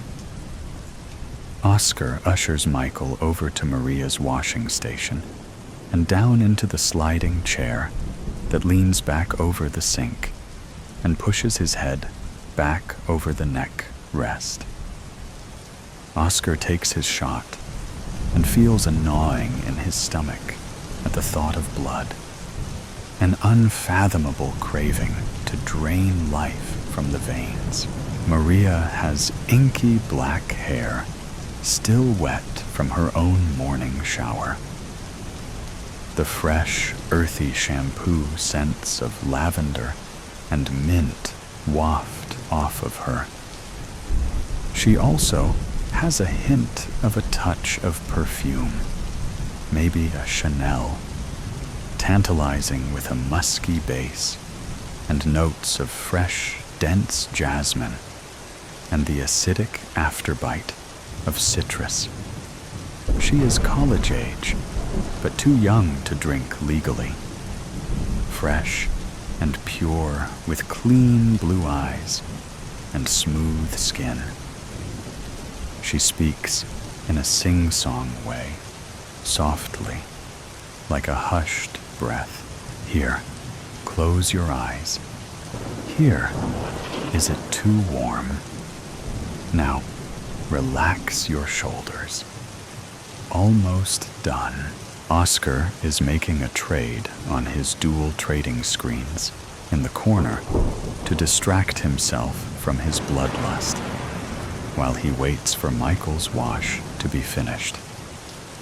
Maria places Michael's head back under the mobile shower head, pours water over his forehead, and smooths the baby fine threads of silky blonde hair back with her soft hands and delicate, ringed fingers. Michael feels the warmth of her palm and the cold of her rings under the rushing water. Maria applies the shampoo and works it through his blonde, straight hair, massaging his forehead and pulling the lather and water back all the way down past his ears to his neck. Then she sits him up and begins toweling him off. Ready? Oscar says. He hands Michael his shot of liqueur, which he abruptly drinks, and then sits down in Oscar's chair and dons the barber's apron. What'll it be? The usual? As Michael nods, Oscar methodically cleans his Wall Pro Series clippers. He uses a brush to clear the blades and carriage, then sprays some sanitizing disinfectant, twice facing up, once facing down. He applies 3 or 4 drops of oil to the toe and heel of the blade. He runs the clipper, then wipes them down, and begins methodically fading the hair with different length settings to accomplish a clean skin fade. As Oscar cuts and the two men talk, Oscar notices a small skin lesion, a brown mark by the earlobe. It glistens in the fluorescent overhead lighting. "It's been rough," Michael says. "Hey, what do you think of this P&G stock?" Oscar asks. "I'm depressed, Oscar. I feel useless. I don't make any good decisions these days. I don't think you should take my advice on anything. The smell of barbasol is stirred up and invades the nose. A smell of oak moss, coumarin, and clove, intrusive as old eggs." She left him a note. "Dinner is on the table. I was tired," Oscar explains, trying to let Michael know that while it sucks to be out of work, it is a good time to reflect. After all, it is sometimes work that gets in the way of relationships. There is nothing like your own flesh and blood to drive you to madness. Now, it is time for the shave with the straight razor. Oscar reaches over his shoulders and unbuttons the top 2 buttons. He then takes a paper towel and places it over the back collar of the shirt. Oscar unbuttons the cape and drapes it loosely over the shoulders. He pulls out a fresh linen towel and lays it over Michael's right shoulder. He then grabs a hot towel from the towel warmer with a set of tongs and pats it on the chin, mouth, upper lip, and cheeks, while Michael leans his head back and enjoys the steam of the towel, laid now over his forehead and eyes. Oscar uses a small brush to foam the hot lather in a cup. "You have a little growth I haven't seen before," Oscar says. "Oh yeah," Michael says. "Here, take a look," Oscar says, showing him the mirror and where the little brown bump peeks out from the mounds of shaving foam. "Huh, guess I do," Michael says. "After your shave, you want me to lance it off?" Oscar asks, hopefully. "Yeah, guess so," Michael says reflexively. Oscar licks his lips, purses them, nods his head up and down, and feels the adrenaline of the thought of blood rise to his forehead. What a rush. Oscar takes the straight razor off the shelf. He takes a fresh blade from the paper wrapping and places it in the stabilizers by the shoulder of the blade. Oscar applies the hot lather and begins pulling the blade along the skin. The sound is close to Michael's ears and sounds like paper ripping, or like the sound of a rake on the sand. He keeps his eyes closed as Oscar finishes the shave. All the while, Oscar's heart is beating quickly, and his eyes are dilated and buggy in the mirror. A droplet of sweat forms on his brow, just a small nick in the right spot. No. He mustn't think of it. He already has his treat. You ready? Oscar says. No time like the present, Michael tells him. Then Oscar applies pressure, and the blade slips into the skin, just below the imperfection. The slightest circular wince and a pull back out from the cut. As Oscar withdraws the blade and the lesion in one stroke, fresh, syrupy blood pools, the drip of blood, the whooshing sound of the blood flowing through the veins, the gurgle of coagulating blood, clotting and sealing the wound. Oscar feels giddy. There are goosebumps on the back of his neck, and he feels a jolt of adrenaline throughout his whole body. Oscar takes a styptic pencil to bind the wound. The saliva pools on the back of his tongue, looking at the juicy red drops. In a moment, the wound is treated, and all is well. See you in 2 weeks, Oscar says. Michael hands him a tip, pats his shoulder, and heads out into the bright midday sun. All afternoon, Oscar paces back and forth, turning the chair over with customer after customer. But the call of the blood is like a voice in his head. The dark impulses well up from an unknown source.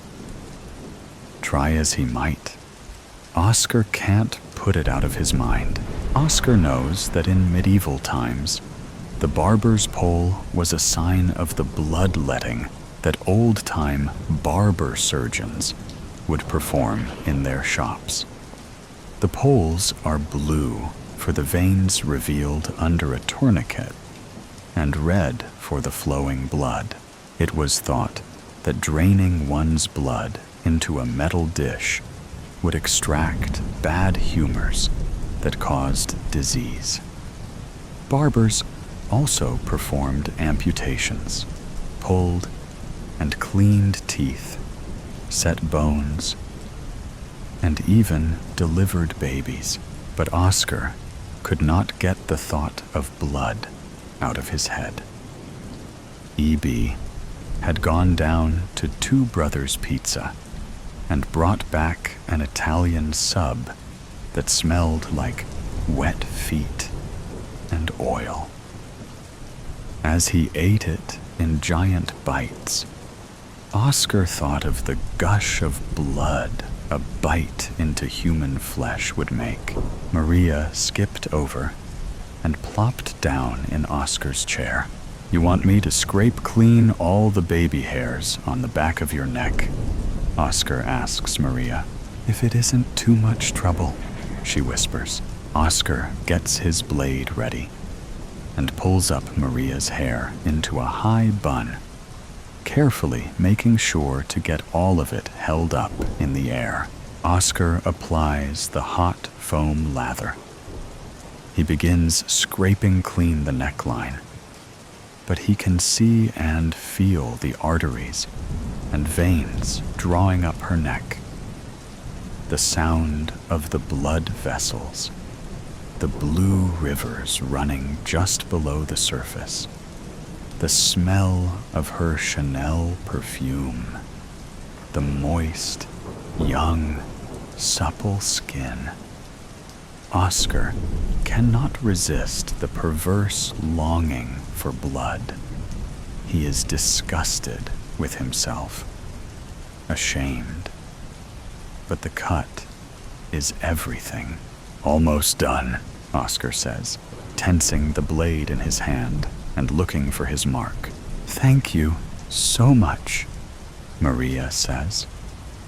But Oscar chooses his spot and dips the blade into the willowy flesh.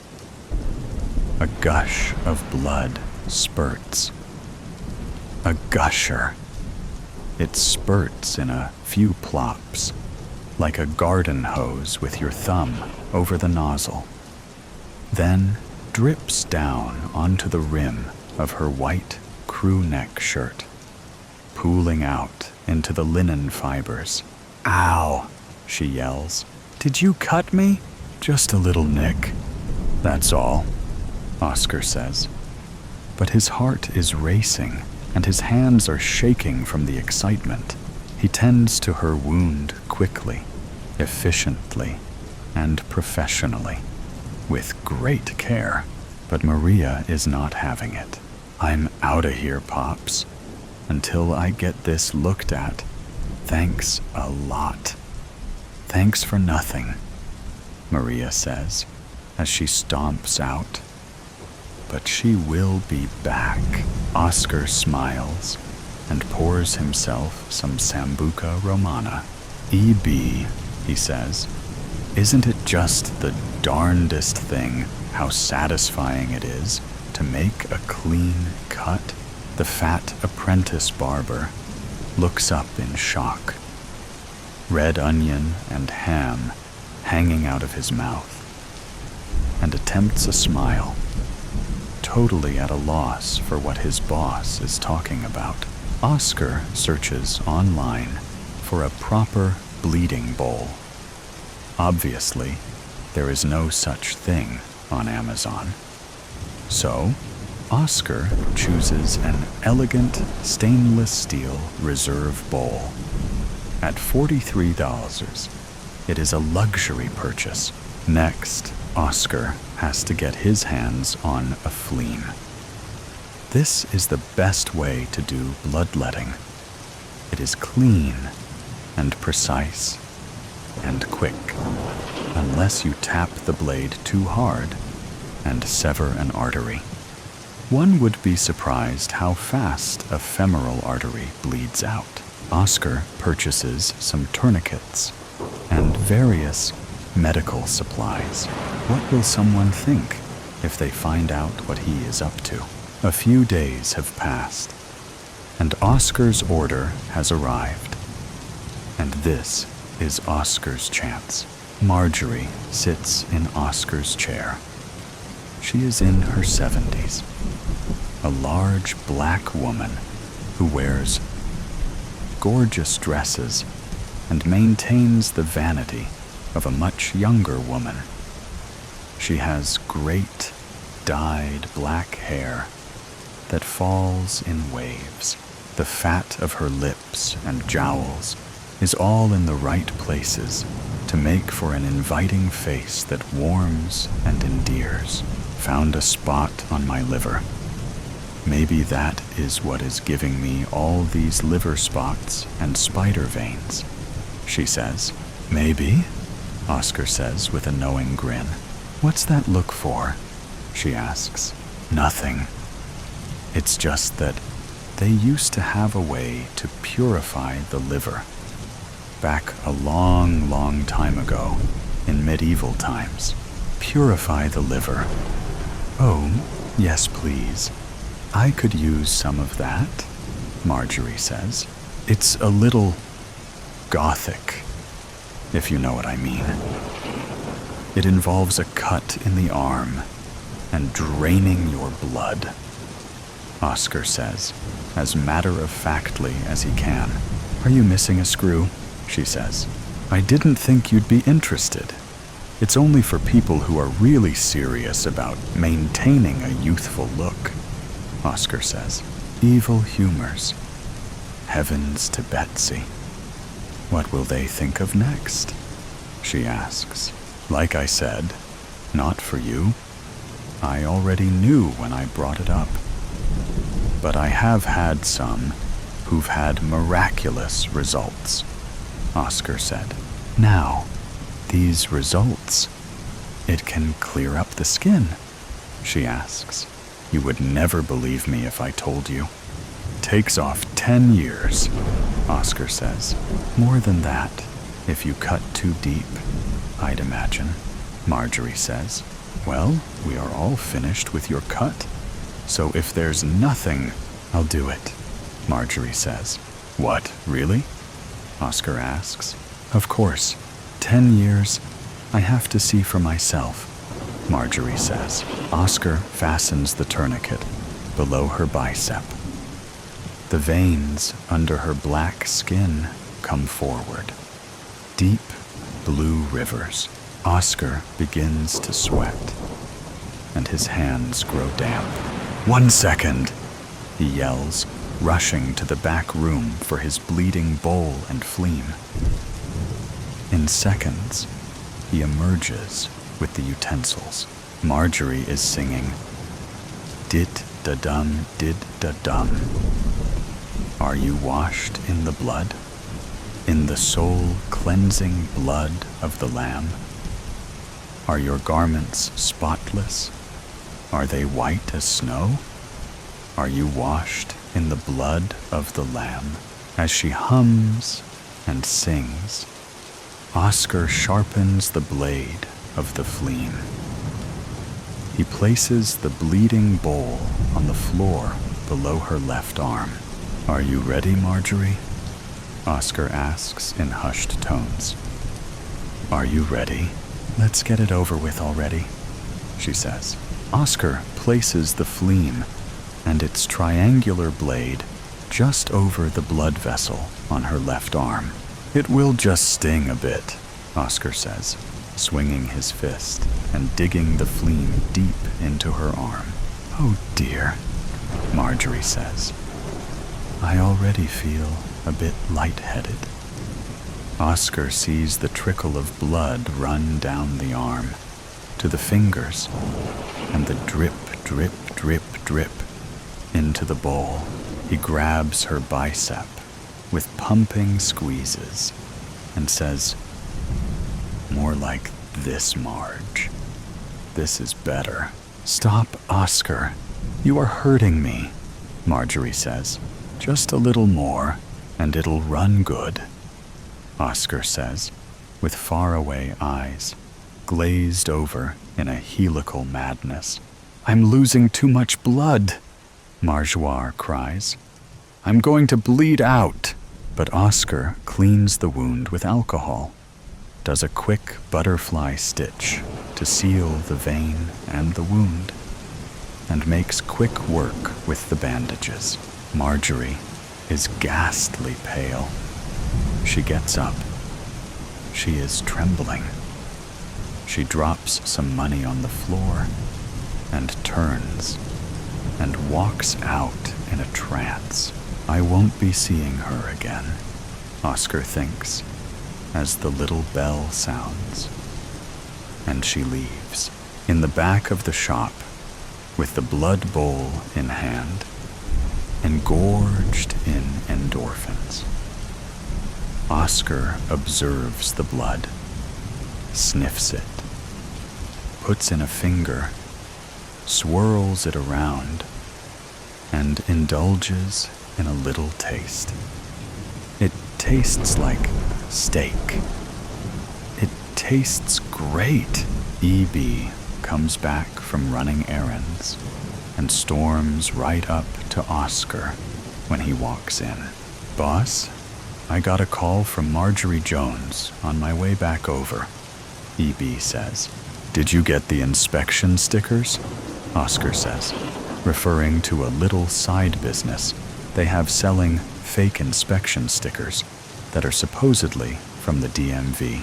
Boss, that woman nearly died, E.B. says. She was having skin problems, E.B. She was looking old. She proceeded at her own risk, Oscar says. Oh yeah? You have a lawyer sort that one out? E.B. asks. It's nothing out of the ordinary, Oscar says. Barbers have been doing it for hundreds of years. If you ever do anything like this again, I'm done. That's it, E.B. says. The blood. It is the most extraordinary thing. Dark and also light. Substantial, but also fluid. Are you losing it, Oscar? Are you literally going crazy? E.B. asks. You know the feeling when you give someone a perfect cut? Oscar asks. and continues. It is the same feeling. Exactly the same. Whatever, boss, E.B. says, sitting down and stress-eating his second hoagie of the day. Oscar walks back into the back of the shop and sees the old hand-drawn sign in the corner. Oscar's unisex cuts, 8 to 8 MS. Oscar goes into the refrigerator and stirs his fingers in the blood, then puts his whole palm in. Then he takes a fresh, hot towel and submerges it in the bloody liquid. He pulls it out and finds the white barber's pole that he bought from the specialty shop. He wraps the towel helically around the pole. It is a helical swirl of red and white, the red splatter of real blood. He puts the plastic covering over it, walking past E.B., eating his sub. Oscar goes outside and stands by the storefront. He takes a hammer and starts installing his new barber's pole. He stands back, hands on hips, admiring his work. His eyes are bloodshot from the adrenaline, and his lips are red from the blood. Behind closed doors. Have you seen this boy? The woman behind the chained door shook her head at the creased photograph. He's 6 here, Anna urged, but he's closer to 8 now. Ain't seen him. Sorry, truly I am. The woman hung her head, closing the door. Anna had almost gotten used to it. The slamming doors, the constant barrage of no's, dejected looks momentarily sharing her horror. Then straight back to daily life with the squeak of a hinge and the click of a lock. That's just what normal people do.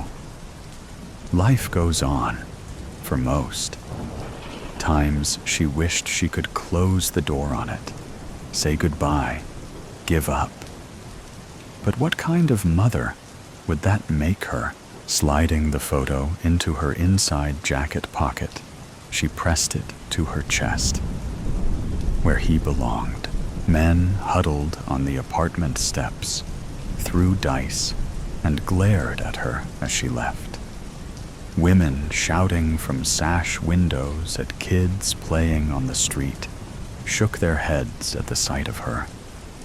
Sorrow? Pity? Repulsion? She didn't know, nor care. By reputation alone, most everyone in Hartsville knew her, or of her. She'd become as much a lost soul as little Jimmy, except no one hunted for her. Not anymore. Released without substantial evidence is how the lawyers explained it. Not innocent, not guilty, somewhere in between, and cast into the worst court of them all, the public. Half the town and all her family blamed her for Jimmy's disappearance, and half again thought she murdered him. Some things just don't rub out after printing. Drawing deep from a cigarette, she leaned against the rust bucket she called a car, and home, its windows crowded with the few possessions her former husband allowed her to have. Gazing up and down the street, she considered how much longer she could do this. How many more shoes could she wear through? How many? Hey, you. Anna turned, searching for the smooth voice. A tall figure lurked in the alleyway opposite, features hidden by the descending sun, intentions none the plainer. Cocking an eyebrow, she pointed to her chest. "Yeah, you. Come here." Waving her over, he disappeared into the poster-tattered passage. Discarding the cigarette, she made a show of tucking her 4-day fresh white tank top into her equally dirty jeans. In reality, she ran a hand under her cargo jacket, making sure the snub nose would be easy to pull. Only a fool came into the devil's basement, as the locals called it, unready, unprotected, or more worrying, unwilling to do what might be needed to be done.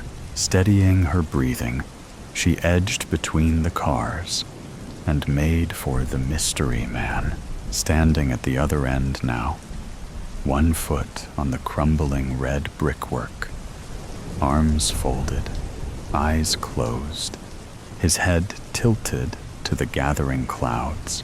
"What do you want?" she asked, placing her hands on her hips. "Not me." He didn't open his eyes. "Well, who? Boss man. Should that mean something to me? Maybe. It doesn't. Now what's this about? He needs a job doing. Says you're the woman for it. Sorry. Don't do job interviews in back alleyways." She turned, throwing a dismissive wave over her shoulder. "Here now, woman. Before you go, he wants you to have this." He extended a closed fist, finally opening his eyes. She stepped back, squinting in disbelief at his yellow stare, blazing like the midsummer sun. Nonetheless, curiosity sunk its teeth into her. "What's that?" "A gift.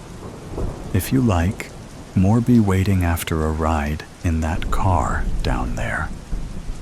Nodding toward the perpendicular laneway, Anna leaned out, all cautious, like to spot a rumbling estate wagon. "Who's in that? And where would it take me?" "Trust me, woman. You ain't going to care after you see this."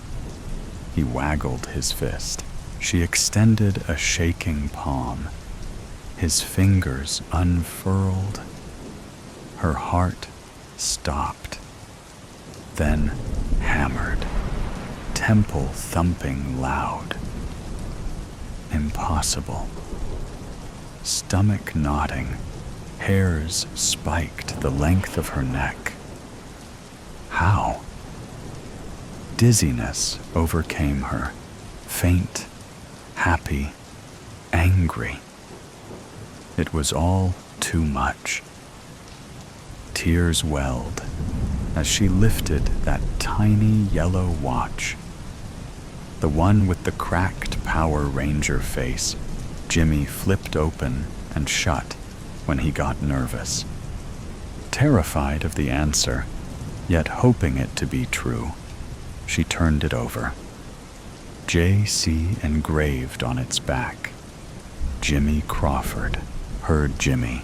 She took off before her reeling mind could catch up, and within seconds flung open the car door. She knew the kind of mother she was. Relentless. The bag over her head didn't scare her, nor the machete-wielding woman next to her. Not even the fact they'd been driving for at least an hour now. No. What scared her was herself. She just jumped without thinking. Anyone could have faked that watch. It was common knowledge he wore one the day he disappeared, but not the engraving Jimmy did with a nail. Or was it? She racked her memory. The car slowed to a stop. Another stop sign. Traffic. The cops? With a mechanical click, the doors unlocked, swung open, and someone seized her elbow. "Let's go, woman." Her bated breath gathered like dew under her nose. Stones crunched underfoot. Then a hinge complained, as what sounded like a heavy metal door groaned open. "There's steps here. Wouldn't it be easier to take this thing off?" Anna asked, trying to add a little unfelt humor to her voice. A sharp jab between her shoulders was the only reply. She didn't ask any more questions, humorous or not. The descent stretched impossibly long, like the moment you see a child falling, but are too slow to react. With each step, the heat grew inferno hot. Sweat matted her hair, dampened her talk, stung her eyes. Where were they taking her? What did they want? Another door opened. The stench of sweat and sewage hitting her harder than a bat. Then music, laughter, glasses clinking. Prodded onwards, silence fell in her wake. Pushed into a chair, she grunted. Canvas bag whipped from her head. She panted the stale air. The room flickered. Tiny flames dancing behind red glass scattered across a discord of tables. Everything blurred as if staring through a heat wave. Licking her lips, she tried making sense of the shapes. Like a head swelling adrenaline rush, everything stopped swaying and came rushing into sobering focus. Hunched over a curved counter, a man fished juicy maggots from a writhing jar, then dropped them, slurping into his toothless mouth. Two skeletal thin women, wearing nothing but dog collars, curled at the feet of an obese man, rubbing goose fat through his hair. Young men howled at a geriatric pole dancer, whilst an amputee burn victim served curdled milk. All the while, a man on a small stage played dirty blues on a gore-splattered guitar, face a snarled rictus, fingers bloody stumps, vomit climbing her throat, blood draining from her face. She gripped the round table as a drowning man may grip driftwood. Jesus Christ, not quite. She spun to the chocolate, rich-voiced stranger opposite. He wore a smoldering cigar on thin lips, a sneer in his ember eyes, yellowish smoke drifting from flared nostrils. "You this boss man?" He nodded. Courage boiled from the gun in her waistband. "Where's my boy?" Around. He waved a hand festooned with many rings across the debauchery on display. "You'll see him when the time's right, when the deal is done." He leaned from the shadows, elbows making the table creak. "Prove it. Prove he's here." Yellow eyes dropped a tattered ball of fabric into boss man waiting palm. Then he threw it at Anna. Unrolling that faded Superman t-shirt, her chin trembled. Jimmy's t-shirt. What happened to him? Did these people hurt him? She swallowed her fear and the urge to run. Jimmy was here. After 2 years, she finally found something. Something more terrifying than these foul bastards. Hope. What do you want? Where did you get this? She cuddled the disintegrating garment. No small talk? She held his burning gaze. Fair enough. He was wearing it when we found him. Where? Not far. Right under your nose, actually. A neighbor. A fucking what? She leapt up, anger hammering her chest. He held out his hands. Calm, Anna. I'm here to help, Anna. Help? Why? Let's say I've a soft spot for the innocent and outcast. He gestured to sit. She complied. Although it's not the only reason. You see, I provide a service to our little community of Hartville. And you? Well, you are 2 birds, 1 stone. Wouldn't it be nice to stop running? Get the vengeance you deserve. Vengeance? I just want my son. Please. Her voice broke, unstoppable tears falling. You'll want revenge. Boss man studied his nails without a care in the world. A local woman came to me, told me of a man, a terrible man, patrolling the local parks and schools.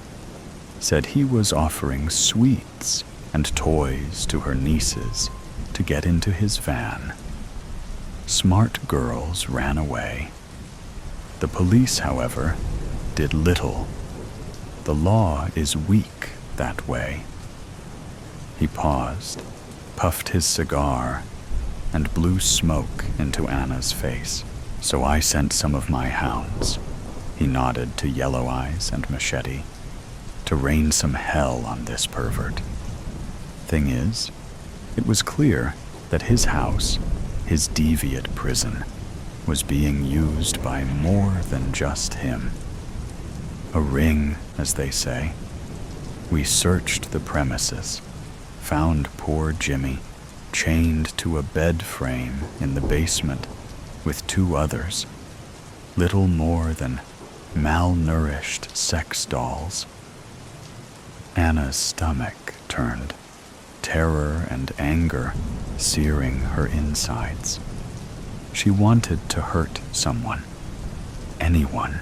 A little torture goes a long way, Anna. Remove a little flesh, and tada, the pervert gave up the names of his accomplices. Would you like to know who they are? Jaw clenched. She hissed the word. Who? I'll give you 3 names. You do what needs to be done. You'll see your boy again. We have a deal? How will I get back here? I don't know. Levi will go with you. Yellow's eyes winked at her. So is that a yes? No sooner had she agreed than that damn canvas bag was pulled over her head once more. Anna dove into the station wagon's back seat, ears ringing, heart thumping, throat choked with the metallic aftertaste of gunpowder. Levi smiled between the seats. Damn, Miss Crawford, you a cold bitch. No hesitation. He opens the door, and you just fucking drive already. Anna barked, balling the cuff of her jacket and rubbing at the crimson mottling her face. Ha, okay, you the boss tonight. Anna stared out the rear window at the tree-lined street and white picket fences speeding by, concerned neighbors stumbling into the road to investigate the woman, wailing over her husband's body at 46 Broken Ridge Avenue. Little did they know the service Anna just did for them. Eradicated suburban filth. First of 3, she rested the revolver on her knee.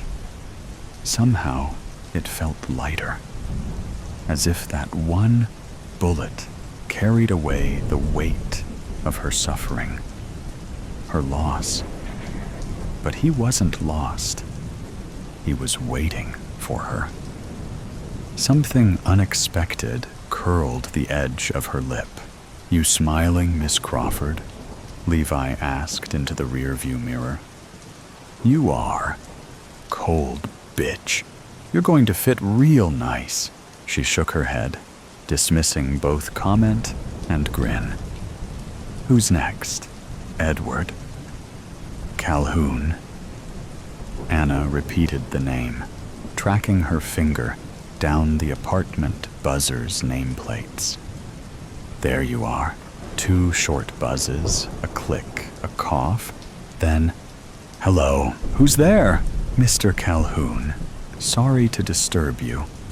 She already picked a name from those displayed. "This is Jessica Longstein.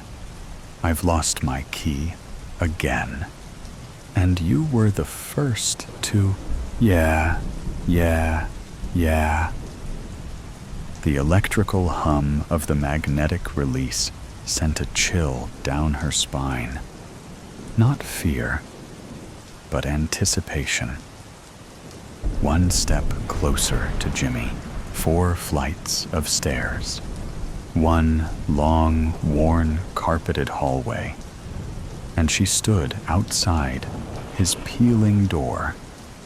Patiently, she waited for a Latino couple to get on the elevator, then knocked, placing a hand over the spyglass.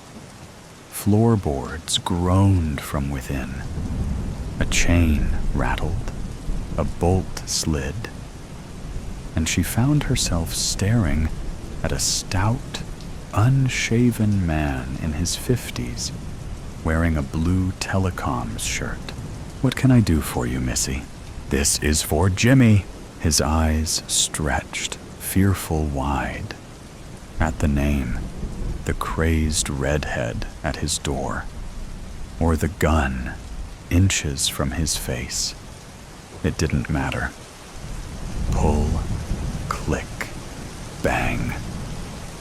His last thoughts sprayed over the cracked plaster inside, his body collapsing as though its bones turned to mud.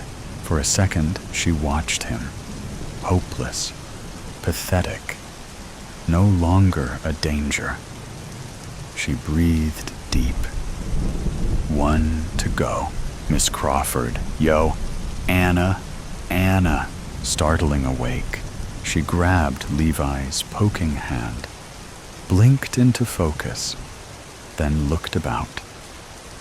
She lay in the back of the car.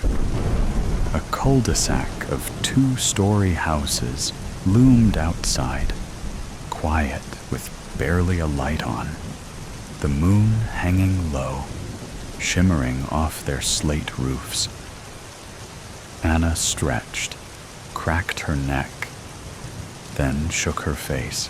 "How long were we driving? I can't believe I fell asleep." "It's the adrenaline. Big come down. Happens all the time. I took the long way here. Had to avoid prying eyes. That last one definitely got some flashing light attention. But this is it here, Miss Crawford." Levi pointed out the side window to a silhouetted figured light by the glow of a computer screen, typing into the small hours.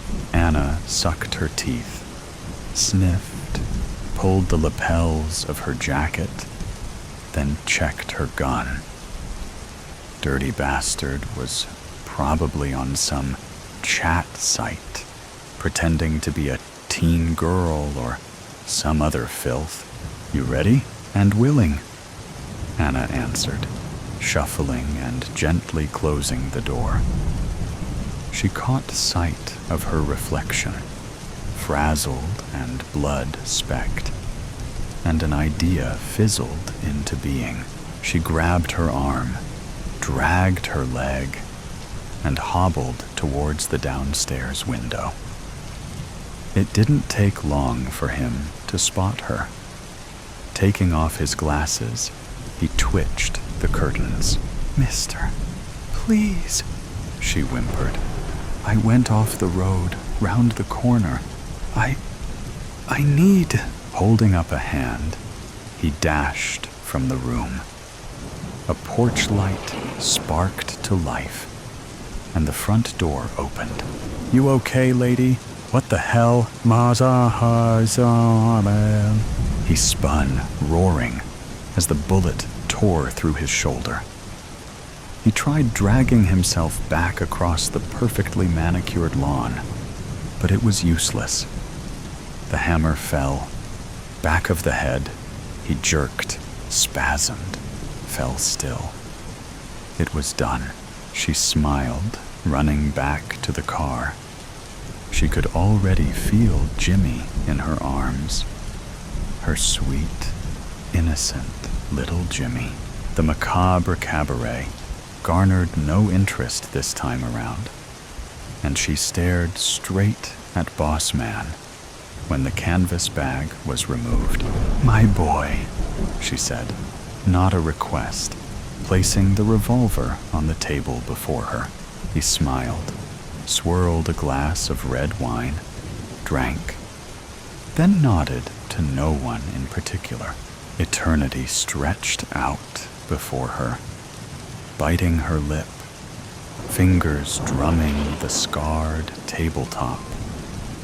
She couldn't quite believe it. She'd finally found him.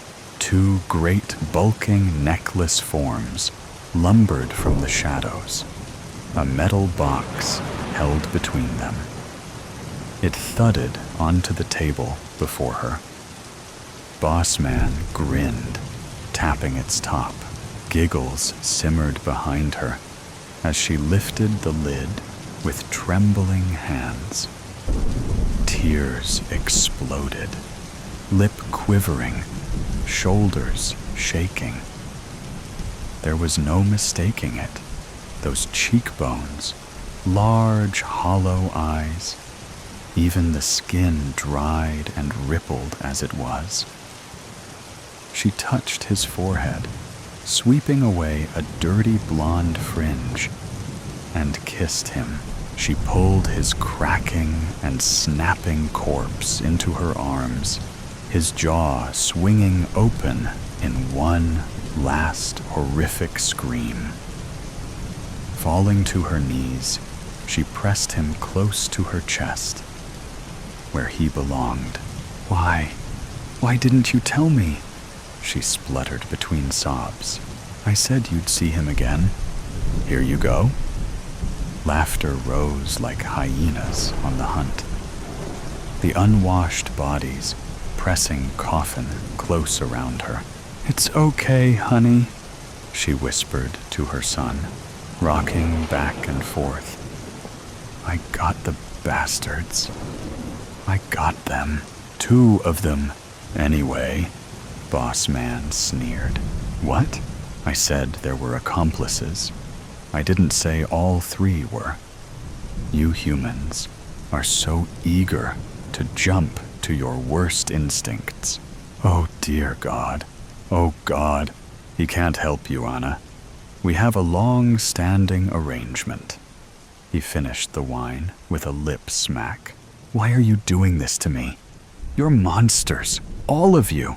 Boss Man leaned forward. "Didn't I say I've a soft spot for the innocent? Poor Jimmy suffered because of you. You're the monster who left her 6-year-old son alone in the park whilst you scored some smack," she wailed. "I'm clean now. It seemed pointless to try to explain. It wasn't going to bring him back. "What the fuck are you?" she roared. "You know already. You've always known. And now you're mine, forevermore." To a cacophony of laughter, she lowered Jimmy's remains back into the metal box, slowly closed the squeaking hinge, said goodbye, and gave up. Her finger wrapped around the trigger, the barrel cold beneath her chin. Perhaps in death she could be a better kind of mother. See you soon, son.